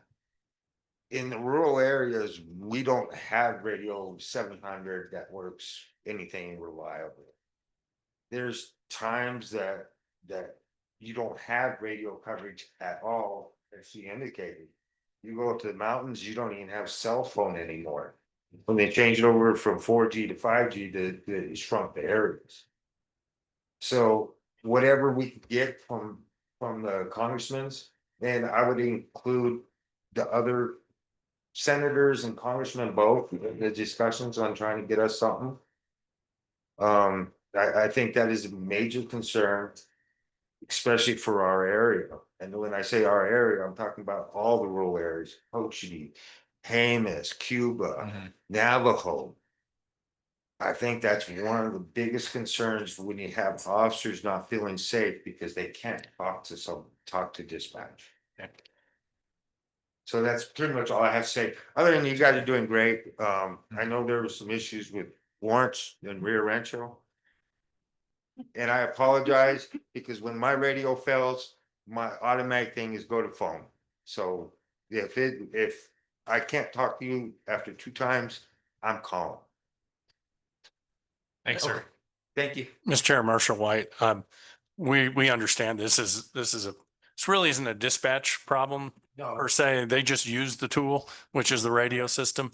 And we've been struggling with that for years. Our objective from a county perspective is to make sure that every 700 radio, no matter where you are in Sandoval County, works, and that you don't have those dead spots. That's a not insignificant challenge, and both technically and from a monetary standpoint, getting the funding to be able to expand the system. It does tie into the work we've been doing with broadband. It does tie into some of the cellular expansions in the area and broadband expansion. So hopefully we are working on that actively every day, as a matter of fact, to try and expand that system and make it more usable for our rural partners and rural agencies. We understand that. Yeah. And this has been a problem. And I'm older than dirt. I've been here forever, and it's been a problem ever since I started. They come in and say the system's gonna work, and you get it, and it don't work. Yeah. I really do think that you guys are working diligently to solve that. But it does tie into them, because rural communities are looking at different options to do something, and it's gonna tie into dispatch. Correct. Well, absolutely. How do you get hold of them? And what's the backup plan? Is it the VHS system from 1980s movies? Yeah. He's still at Blockbuster over there. Yes. Or is it going to be a phone call that hopefully works a little better? So, yeah. But no, we do appreciate it. Yes, sir.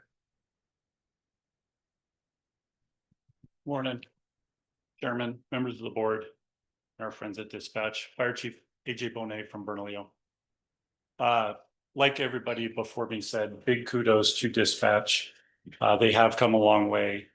We were extremely lucky on our few big calls in the last little while that we had some experience up there, and they went pretty okay when, again, the big calls that Chief Stoyle mentioned. Respectfully, members of dispatch, members of the county administration, there are several changes that are still extremely frustrating for our members in the field.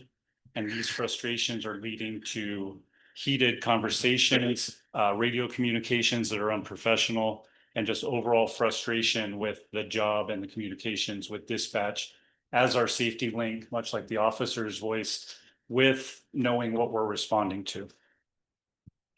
Communications, there's been a discussion about pretones. There's been a discussion about modulations. There's discussions about different dispatchers being different distances from the mic or pronouncing things so we can understand them. And then the volume that's different between different people.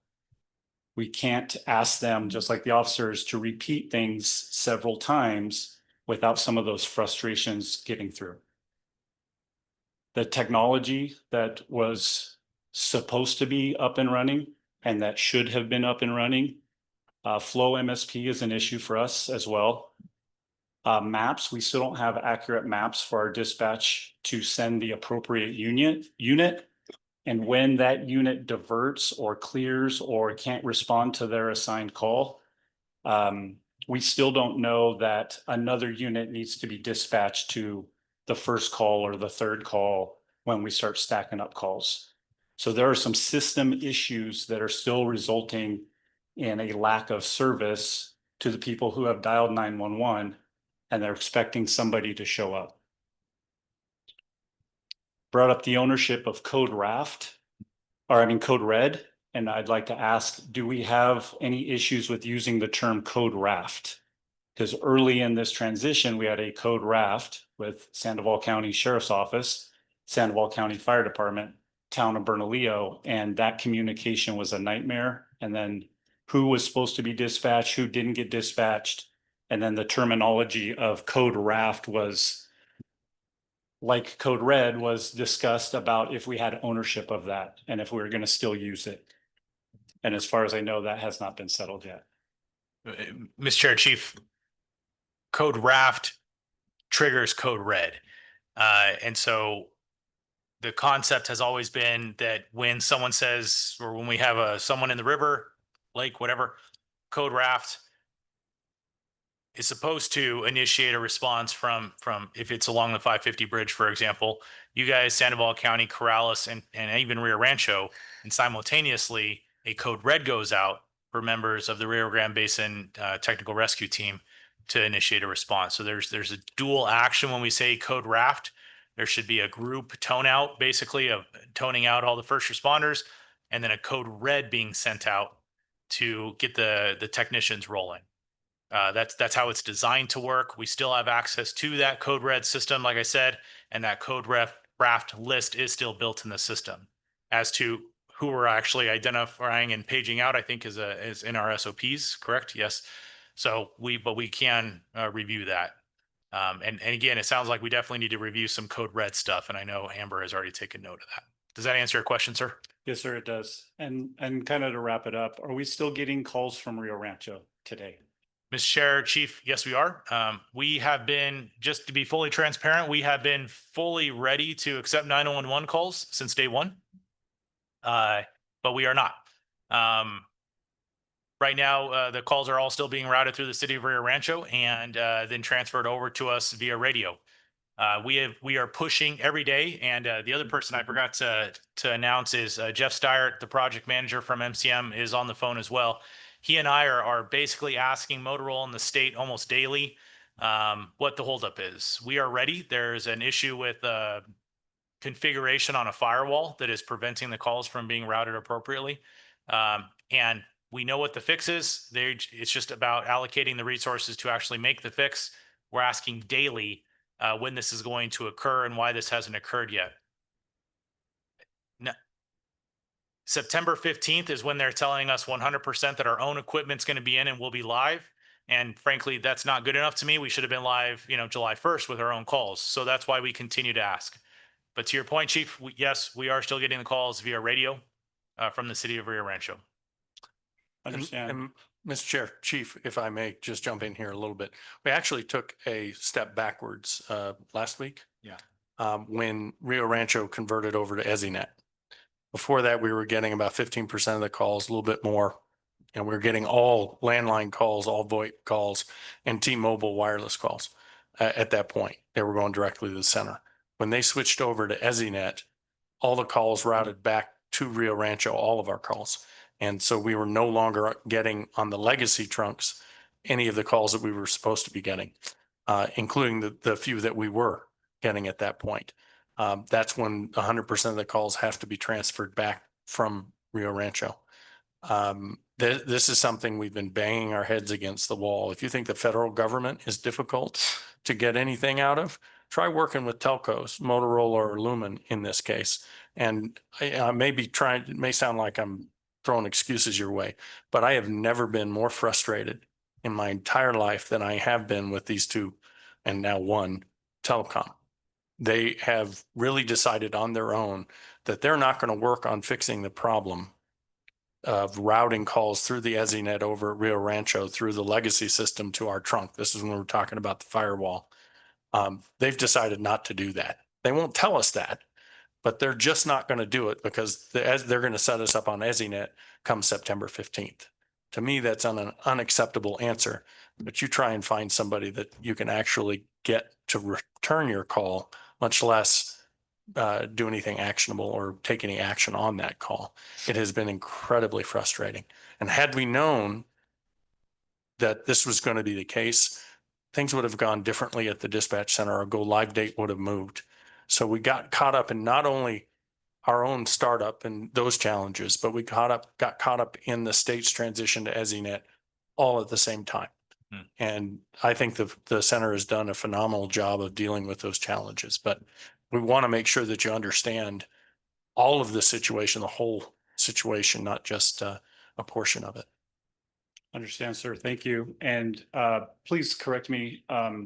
We had a similar setback when there was some updates with some of the cellular phone carriers where even not just a week ago, but maybe even a month ago, that we had a couple of them going the right place and some sort of update set us back 2 weeks worth. I'm not sure it was an update per se. I think what was going on is that one of the carriers, T-Mobile, was able to route through the legacy trunk system to our center, but AT&T and Verizon were unable to do so, or unwilling. I don't know which, to do so. Now we're being told there's only one guy in the world that can program this firewall over at the Rio Rancho Center to utilize the legacy trunk center to move those calls out of their EZNet and into our legacy system so that we can operate until the 15th, when we will be over on EZNet as well, which will solve our problem at that point. And it's a better system. I don't get it. I understand why the state wanted to go there. My question is why they ever thought for even a moment that it was a good idea to try and patch, jury rig this legacy trunk system for our go live. They should have gone just to EZNet. And in fact, that originally is what we were going to do, is go to EZNet directly, be one of the first, as opposed to one of the last that goes to EZNet.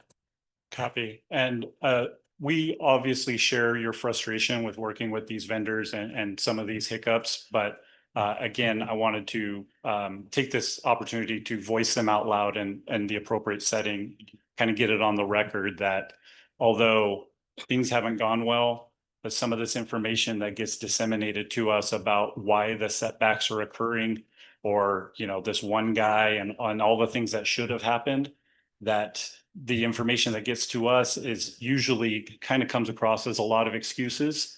And here we are way into this go live period, and we're still talking about these same issues and these same things that didn't get done like they're supposed to. And then to compound it, staffing shortages and training issues and all these things that I think we were anticipating to be a little smoother of a transition to address some of these hiccups from vendors and firewalls and stuff like that. Getting back to getting the calls from Rio Rancho, it is very confusing and very hard to respond, much like the officers were talking about getting red flags and knowing who we're responding to, if it's safe, if it's dangerous, but how we respond to some of these calls, because when we get transferred from Rio, whether it's reported over the radio or on the Flow MSP, a lot of times we're still not getting a coding. There's no coding, waiting on a coding from Rio Rancho.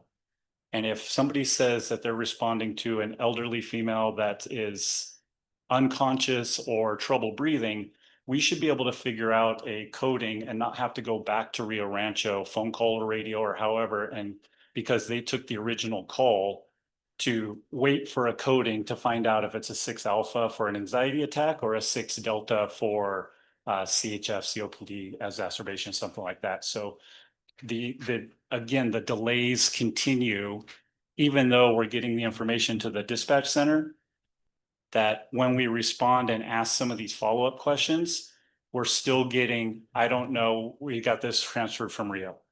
And it says it right into the Flow MSP, waiting on coding from Rio. And that is just adding to delays and confusion and who's closer if trucks are out of the station, who's getting toned appropriately. Our maps are still being updated just last week of who needs to go to these first response calls while we're working with the medic units from Sandoval County. So I'm here to respectfully say again, thank you for everything that we've done. There's no malice in my suggestions or pointing out some of these gaps, but it has been too long for us to still have these problems where we're either not getting the information for responder safety, we're still dropping calls. There's still a few days in the past, not recent, that nobody responded to a couple calls until something else happened. They either went to the hospital themselves or they had to make a phone call to somebody they knew in the fire department to go and radio it in. Some of those things were happening kind of during this adjustment period. So again, thank you again for all that's been done. You've always been more than welcoming. Anytime I've come into the dispatch center, it's an education for me. I know just enough about dispatch to know I don't want to do it because I can't understand how you guys can be on the phones and the radios and all the things that you do. Looking for a lost person along 550 that day that couldn't call in, couldn't give an accurate location, how long you guys worked on just trying to find that person. Again, my hat's off to you and your dispatchers, but I'm here to just kind of put it out into the minutes that we have a long way to go, and it does affect our safety. It does affect safety as we're responding appropriately. And again, Chief Stoyle, I think, made a pretty good point about officer safety with red flags, NCIC, being able to run the plates and know what they're going to, up to and including some armed subjects that kind of filter down to us too, but luckily they're the ones that kind of take care of that for us. So with that, again, respectfully offer these areas for improvement and a humble gratitude for everything you guys have done. And with that, I conclude. Thank you. Mr. Chair, I'd like to add regarding the calls coming over from Rio. Regarding the nature codes, we've instructed our staff to just, if they didn't get a coding, to just find the coding. Whenever they get, based off of our training, if Rio Rancho is giving us the information for the call and it does not meet the way that our staff is trained, we have them ask Rio Rancho the questions. If Rio Rancho doesn't have those answers, because they are instructed to get the name and phone number of the person calling in, then we call the caller back from our lines to try to get additional information. And to add to that, I've also spoken with Jolene and she's been amazing. I will ask her questions in terms of her staff and her training. If they, are instructed to asks certain things that fall in line with ours, sometimes some things like that get missed even on our end. And so she has also rectified those problems as well. So we do attempt, because I understand this is not the most ideal way to get information. It's an officer safety, it's a fire safety. I am 1,000% aware of that. So that is why we make every effort to get all the information. At the moment, if her staff is not getting that information, that automatically puts a delay, and we automatically have to call back. So then that also puts a delay, because the dispatcher is now having to attempt to call to get the information. But I can promise you that we are attempting to get all of the information that is necessary, because it is a safety issue, not only for the citizens, but for you guys. And that is our priority. 1,000%. I want to make that very clear. Your safety is our priority. If there's any question to that, please reach out to us and let us know. If you feel that we are falling on that, that is not acceptable. Everything that has transpired since July 1st, that has been our number one priority. So I understand the frustration, because let me tell you, I am just as frustrated, because officer safety and fire safety is, I am just, we're just working through that, but it is our priority. Even if we're having to rig things on the back end that you don't necessarily understand or know, or how they're screaming across the room trying to get things done. I mean, and that's not really for you to know, right? You guys just need to know the information, and we get you there and we give you all the information. But our staff is committed and want the same things you do. We're just working with some challenges right now, and we're attempting. But Chief, I promise you, we ask the questions. They have a checklist that they have to go by, and that is what they're asking Rio Rancho. Like, if Rio Rancho was the caller, if Rio Rancho doesn't get it, we have the caller's name and phone number, and we call them back. And like I said, Jolene has been more than helpful. I mean, she, if there is an issue, we take it to her. If she has an issue with us, she brings it to us, and we all just try to rectify all those problems. So we are working through that. Mr. Chair, I have a question. Was it you? Okay, yeah. Okay. A question for the dispatcher. So in this transition, when we created the new CAD, I'm assuming all the red flags that we had inputted into the database got transferred to the new CAD? Yeah, that should have happened, right? You would have thought that would have happened. It did not.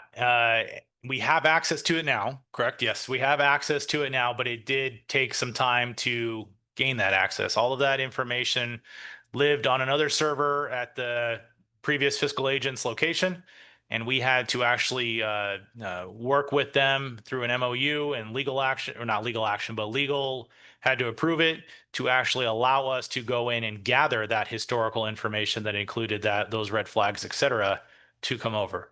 That was something that was determined kind of late. We didn't realize that initially, but we acted on it quickly. I will say that, I believe in the next week or so, it's all going to be streamlined. But right now, our dispatchers are checking the historical data and the existing data to check for red flags. Am I correct on saying that? And we are finding that there may be some gaps in that, which we are working with Central Square to identify those gaps and get those converted over. Okay, thank you. Okay, anyone else? Yes, sir. Good morning, Joe Gonzalez, Sandoval County Sheriff's Office. I understand everybody's concerns, and I think that they're valid, and I think that they're really gonna be looked into. Yvonne and Amber moved into our office prior to the center being opened. And I can say this to everyone that has a concern, I can tell you this. These two and the dispatchers that they had, I saw all the training that they were doing. They kind of took over everything at the sheriff's office. But the training that they were doing to get everybody prepared is something that was, I was very, very impressed. So I think that they're working really hard, and all of the concerns that all of us have, I can tell you this, and they're not going to say it, but their relatives are law enforcement also, right? So that's their concern, and they're going to take care of us. Some of these things are happening that are out of anyone's control, right? So we're trying to push things a certain way, and we're trying to get things squared away for everybody. I do see a real big improvement. I listen to the radio all day long. It's on in my office constantly.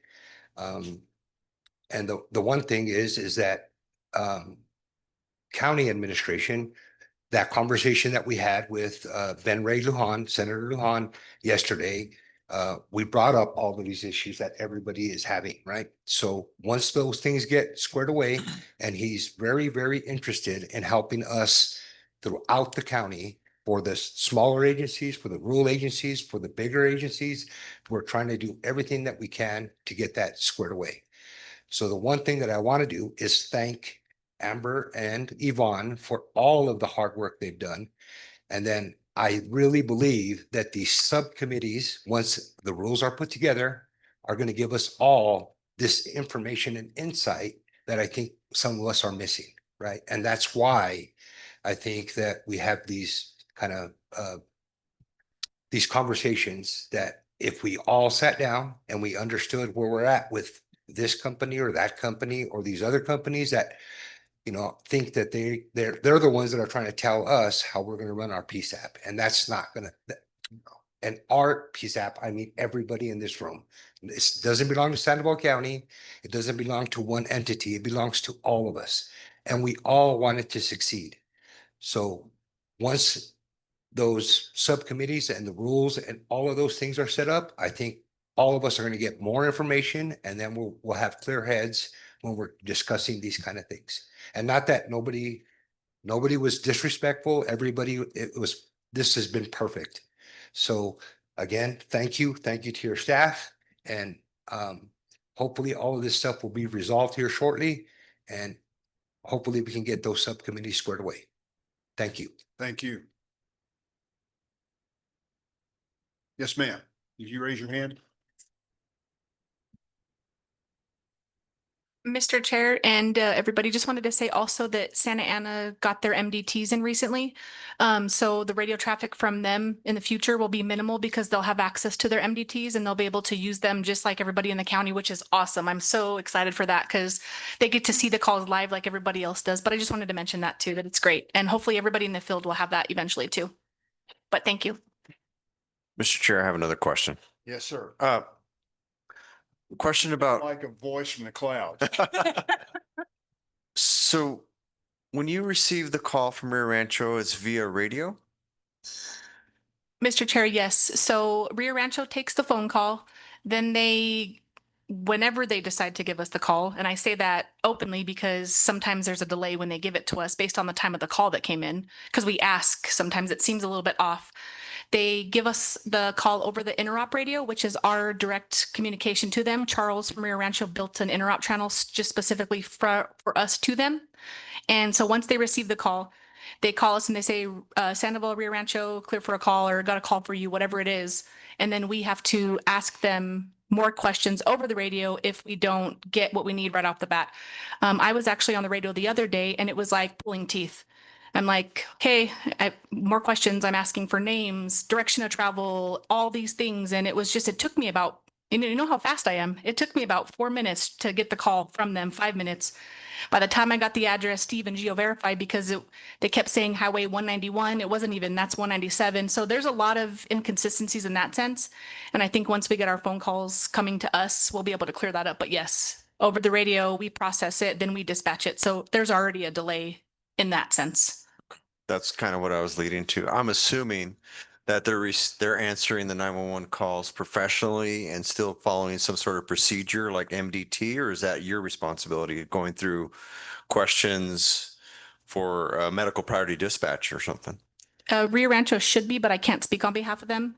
We do though. Our EMD, if we take an EMS call, we process it via EMD, EFD, and then we'll be doing EPD here shortly, which is the law enforcement. We just have to get them together so they can come up with their whatever they need in the background. But yes, we have a process. We have the way to answer the phone. We have a recording, all those things that are implemented right now. Thank you, Mr. Chair. Some of the things that you commented on years ago, correct? The information you were receiving? Yes, Mr. Chair, I just, since we're in this transition of one center answering the call from our citizens, just trying to understand how it's processed in our center.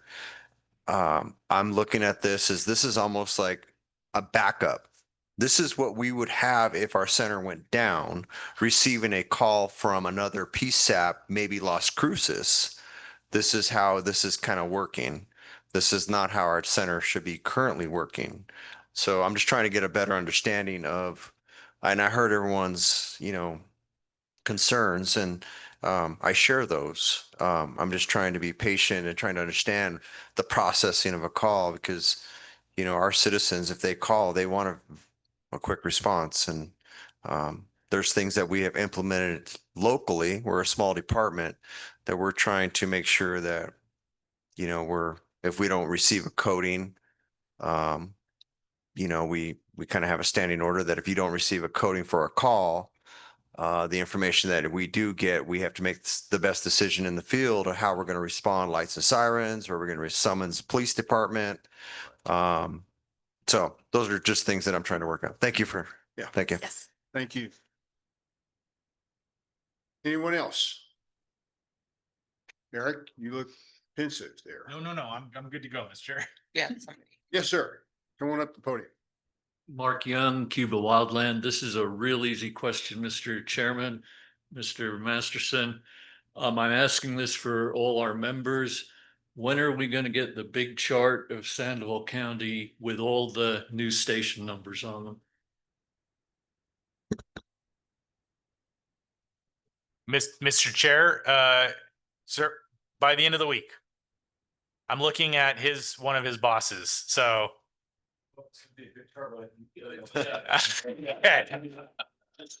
Chief, We think we got it all figured out, but it would be good. Chief Bagley will work directly with you to get that done ASAP. All right. That was kind of cool. I had to delegate there. There you go. All right. Okay, anyone else? All right, so we're going to move on to number 9.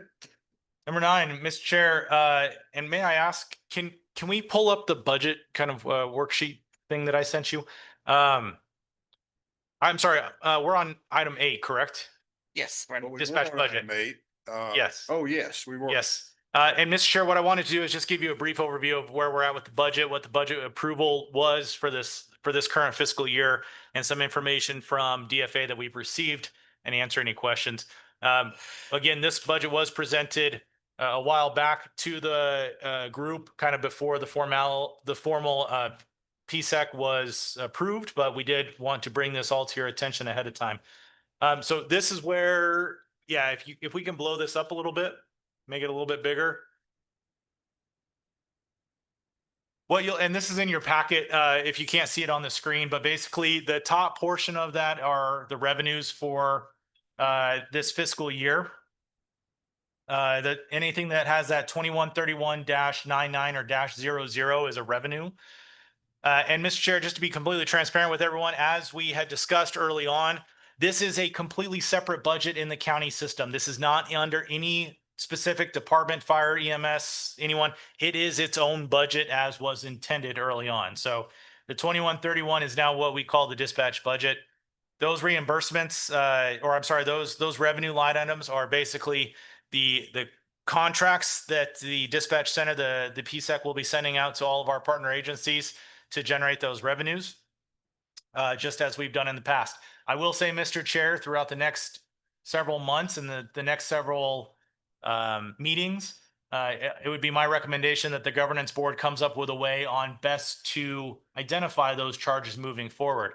As I alluded to earlier, basically what we did to make the budget work this year is we took basically what everyone had last year and added about 10% to make sure the budget would work appropriately for where we were going.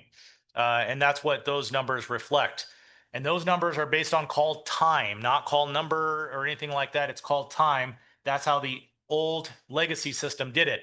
It'd be my recommendation to the governance board, Mr. Chair, that that be a topic of conversation moving forward to determine how best to determine costs going forward. But for this fiscal year, we decided to kind of just, we needed something in place, so we moved forward with that. So those are the revenues. And Sandoval County is in that list. You'll see Sandoval County General Fund at the top. So I just want to make sure that we are showing that we're paying for ours. Plus, we had some revenue savings. Sandoval County influxed a lot of money last year, and we were able to retain those funding sources and move it forward to this current year. The one thing I want to point out is that highlighted section, reimbursement by agreement. I didn't exactly know how much that was going to be, but we have our actual. Mr. Chair, if you'll remember in the SCRECC back in January, an amendment was passed under the old agreement that the capital line item that was under the SCRECC would be split 50-50 between us and Rio, with 50% of that contribution coming in January and the other 50% coming in July. That actual is what we received from the city of Rio Rancho. And we did validate those numbers. They are accurate. So that number is now reflected. And then down, if you scroll down to the expenses, you'll see that the difference between that 150 and that 487 was put in here in a reserve. It's my recommendation, Mr. Chair, that we have a reserve line on them for a little while. We just don't know what we don't know yet. And so though I feel like we have done a decent job of creating some expenditure line items, we are fully aware that there are going to be some things that need to change this first year. So it would be my recommendation that we maintain those reserves, at least, until I can come back and give you some more information about where we're at moving forward. I believe we've covered a lot of things. We do have a lot of money in the capital line item, which we have not necessarily encumbered yet, but it's something that we're trying to determine what is going to be the next steps. And Mr. Chair, what I'd like to do is kind of go through all three of these really quick, or these worksheets, and then open it up for questions. So if we can go to sheet 2 down there, and I apologize, I didn't print this out by accident. And really, I just wanted to give you a quick overview of what we have spent as of July 1. And I don't know if we can make this any bigger. But these are a large majority of the purchases that Sandoval County and the SCRECC have made really since last year.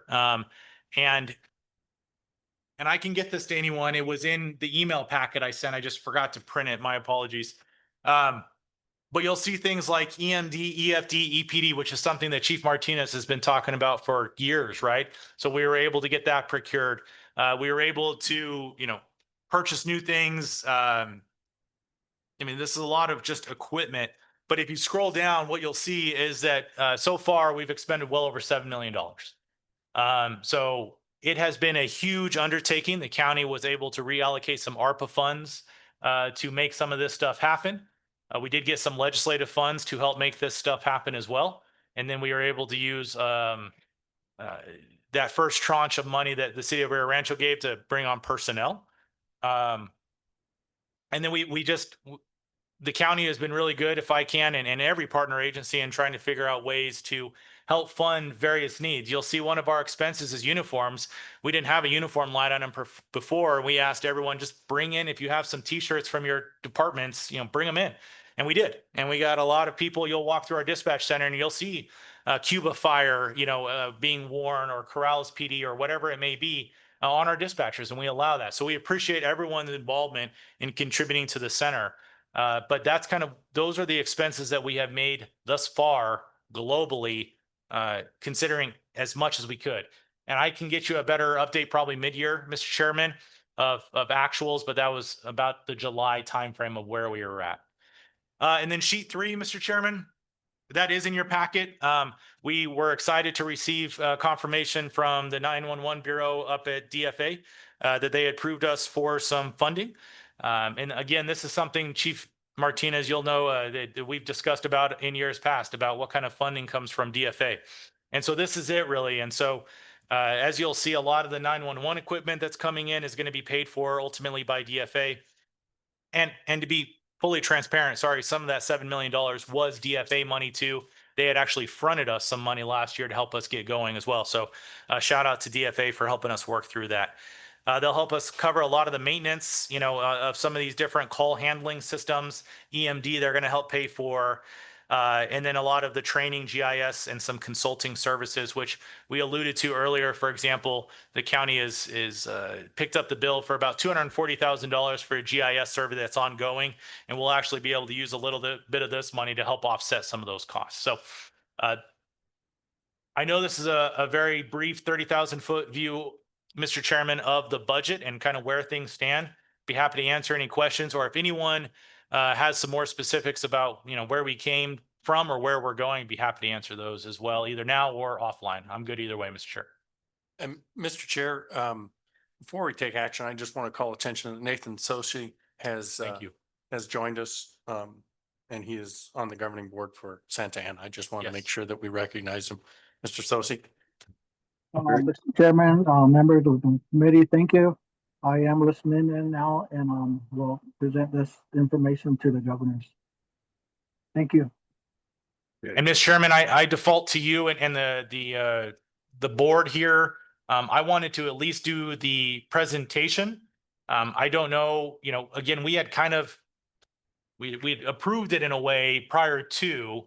However, if we need to take additional action now on this, or if you would like to look at some additional details, I defer to you and the board's discretion. So that's why there wasn't an action item, but we can definitely make one.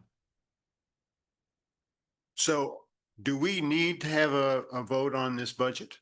Mr. Chairman, no, again, because we had kind of already approved it back. I want to say it was May that we met. This is the budget that you had approved and are operating off of. I just wanted to give you some additional details, and it would be something in the governance board, every 6 months or quarterly at your request, that we would give you an update on kind of where we're at with the budget. And then every April, May, you'll want to discuss it in January, and then April, May, we'll want to make sure it's approved. Yeah. So when do you normally approve your annual budgets? Mr. Chair, we're on the same time frame as we are. So, and we usually start looking at them in April and May. Yeah, we actually start our budget process in February and March at the county, and we will have gotten well down into this budget by the time we're meeting. But part of the reason to have a governance commission like we've got here is so that we have these budget updates. We know what the center needs are. We know if they're going to be asking us for more staff. We don't wait till May. Correct. To make. No, I was going to say a quarterly update would be very helpful in at least the first couple of 3 years or so. And Mr. Chair, I think that's really the pace that and that we had looked at for the meeting of the governing commission, because normally we wouldn't have all of the operational issues as part of the governing commission meeting. It would simply be more of a budget quick update, and we wouldn't go into the very specific call issues that we dealt with today. Yeah. So the second half payment from Rio Rancho of the capital funding that we talked about way back when was 487,000 and change. Mr. Chairman, that's correct. Okay. Now, as far as having a reserve, typically, do you guys do a reserve on your budget? Usually it's about like 1/12 or something. Mr. Chair, that is correct. For municipalities, we have a 3/12 DFA reserved for counties. Okay. But this wouldn't have anything to do with that. Well, we could set a figure. We could say, a number and keep that in reserve, keep it handy. Sure. And then carry it over every year if you don't use it. You don't need to use it. Okay. And I agree with Mr. Chair. I just threw that difference in there to start it. So, but we'd be happy to go with whichever direction you prefer. Okay. Anyone else? Anthony? Okay. All right. All right. So now we're going to move on to 9. Item number 9, Mr. Chairman, is a request for a motion to approve resolution 8/19/25.9, ratifying actions taken since really January 1st, 2025. Mr. Chairman, as you know, the PSEC was formally created end of July by DFA. Although the member entities had gone ahead through an amendment to the previous JPA and subsequent discussions, approved the county to be the fiscal agent and kind of drive some of that. During this transition, I'll be fully transparent, and I tried to get a lot of the information out there. But part of that $7 million, we just had to make quick decisions and move forward on things. Mr. Chairman, historically and moving forward, big ticket items like that are especially with outside of this budget, we would bring to you for those approvals, right? Moving forward, regardless of the funding source, if it's going to impact dispatch, we want to bring it to you for approval. A lot of things, and I couldn't even list them all because there are a lot of decisions that had to be made quickly. We had to front money that DFA is going to reimburse from. The county had to pull capital reserves to front that money and then reimburse capital reserves. So there were a lot of things that we had to do, and the county just kind of hopefully understanding that we were acting in the best faith possible to the board members and the dispatch center, we move forward. So what we'd like to request, Mr. Chairman, is that you pass this resolution, basically saying that what we have done up until this point, you guys are comfortable with. We are in the position we need to be in moving forward. And additional action, especially budgetary related, that it's outside of the approved budget, we would bring to you for further action. Mr. Chairman, I stand for any questions. Okay, do we have a motion to approve? So moved. And a second? Second. We have a motion and a second. Any further discussion? So, Wayne, how do you vote? Mr. Chair, I think, yes, I'll vote yes. You'll I'll vote yes. But- I would vote yes. And Deputy Chair Yes. and. Aye. Yes. Well, you didn't let me finish. And we have another member on the screen. Nathan How do Sussman. you vote, sir? Yes. Okay, and the chair votes yes. Okay, so that's going to pass. I'm going to have to learn these names, that's for sure. All right. Now we'll move on to get my sheets here, get them straight. So I guess I need a motion to go into closed session. Mr. Chair. What is the closed session for? Can Mr. you Chair, tell me that? if I may really quick, I'm requesting a motion to enter a closed session under MSA section 1015-1H to enter into a closed session to discuss limited personnel matters. That's the request for the motion. Okay. Do I have a motion? So moved. Do I have a second? I'll second that. Okay. And how do you guys vote? All those in favor signify by saying aye. Aye. Aye. Okay, so we're going to be in closed session. Mr. Chairman, Yes, sir. that needs to be roll Okay, call. excuse me. How do you? Yes. How do you vote, Wayne? Yes. How do you vote, Anthony? Yes. Okay, chair votes yes. And Santa Ana. Santa Ana. Yes. Okay, so we're all agreed. We're going to closed session now. And we will call Mr. Sosi, if I assume. Yeah, we'll need. Okay, you'll have to call him on the phone and talk Yep. to him. Okay, Mr. Sosi, we'll give you a call so that you can be part of the closed session. Thank you. Okay, you are back recording. Okay. We're going to come out of closed session. We will have a motion to come out of closed session. Announcement. Yeah. Yes. Mr. Chair, item number 10 is a request for a motion to come out of closed session with an announcement to follow. I'm not sure. Mr. Chairman, I apologize. I'm not sure if we need to make the motion or just make the. Make a announcement. motion to come out of closed session. Okay, Now. I'm requesting Do for it the in motion to open come out of session. closed session. All right. So moved. Okay, second. All right. Okay. And then we have just a quick announcement. The Governance Board of the PSAC met in closed session during the regularly scheduled meeting on August 19th, 2025 to discuss limited personnel matters described in the motion. Go into closed session. No action was taken. No votes were taken. Yes. Okay. So how do we vote? Council, Well, actually, we Director, do we have to vote to come out? don't have to. No. Have to No, vote. he had a motion and we had a second. Oh, He has to have a vote. yeah. Yes. Sorry, Wayne. I got ahead of myself. That's Yeah. no, I've done Yeah. that a couple of times. Yes. Yes. Yes. And I'll, Council Rusty. Chairman, yeah. Well, you know, this is new stuff. I didn't see it until You've today. been on the other side. No, we do the same thing. Nathan, how do you vote? Yeah. Okay, chair votes yes. All right, so now it says here, open discussion among the members. Mr. Chairman, that was just something I apologize to Chief Martinez. I meant to add that to the other one. That was historically something that Chief Martinez had asked that we put in the agendas. It's just an opportunity for people to have an open discussion. It's at your discretion. Yeah. You have anything you want to say, Anthony?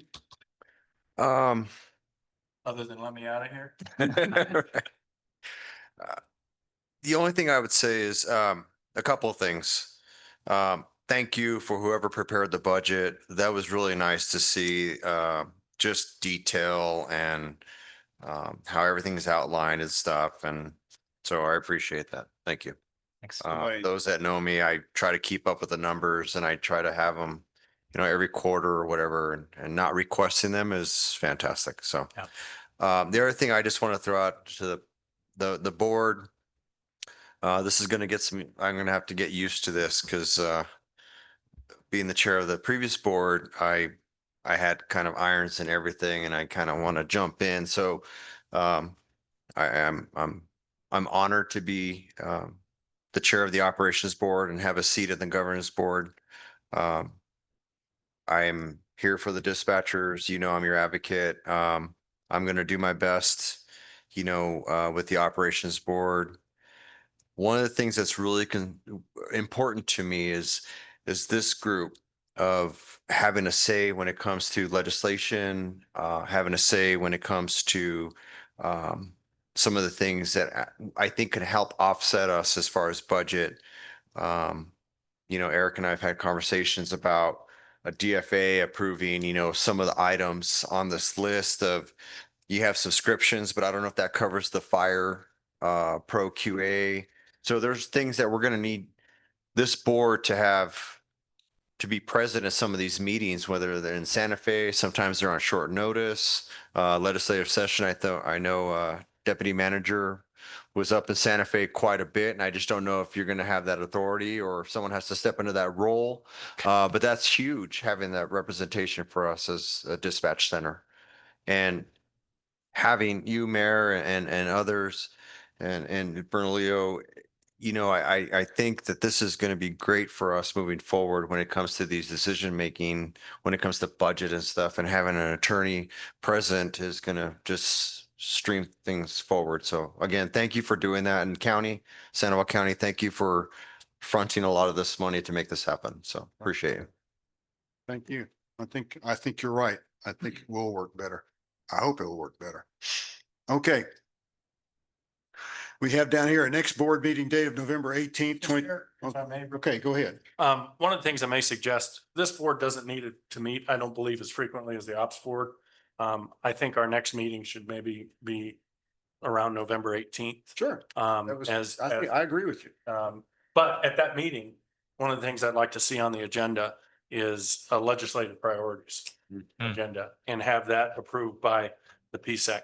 And that way we can all go back to our governing bodies and say, this is what we're asking for at the PSEC. We'd like you to include it in your own legislative package, whether that's policy or budgetary. Not necessarily an ICIP, but basically, what do we want to go to the legislators and pick the top 5 things we want or 3 things and say, these are what we need. We want to have this. Correct. I agree with that. And what we could do is we've kind of missed the ICIP cycle this year. Right. So next year, during one of the board meetings, maybe in the first quarter, we also develop an ICIP list that's just for the PSEC that could be included in our individual ICIPs. Nice. All right. Okay. We can make that happen, Mr. Chairman. So, November 18th, is that? Mayor, I have another meeting that morning, so if you need somebody to run the Zoom, I'm not available for that date. What, does everybody like, is this okay? Mr. Chairman, we'll go wherever you'd like. If you'd like to rotate it around, this is a good place. If not, we can rotate it. And Mr. Chair, I think it's good. I don't think we ought to change it every time because then it's a little crazy. But perhaps we look at that at next fiscal year or something like that or next year, however we want to do it, because calendar year, we'll have to do the chair again. You may only get a few months on this, Mr. Mayor, if you're. Be careful what you wish for. But I mean, we may want to do that on an annual basis, just move it around some, but for now, I think this has been a very good place to operate. So what is We your just have- suggestion, Anthony? Oh, I just got a text from Tanya. Tanya says she can run the Zoom that day if you want to do it that morning. If that's okay with the chief. Yeah. Volunteering your staff. From the village. No, I'm here in the village, but I have a meeting with the Water Resiliency Board and the Farmers Co-op that morning. So, and those usually take about 2 hours. It's scheduled at 9 a.m. But we have someone that could fill in? Yeah, Tanya did say she would be willing. There we Well, let's just go ahead and do that Yeah. now. Tentatively schedule it for the 18th of November. Okay. At what time, Mr. Chair? I'd say Yeah. same time is okay. Okay. 9 o'clock. If 9 that's a.m.? okay with you guys. 10 or 9? Okay, we can do 10. 10. Anthony has a lot of, he has to go run do his laps on the deck. Okay, is that all the business session then? Mr. All right. Chairman, that is the rest of the agenda. Thank you for your time today. Then we are adjourned. All right. Right.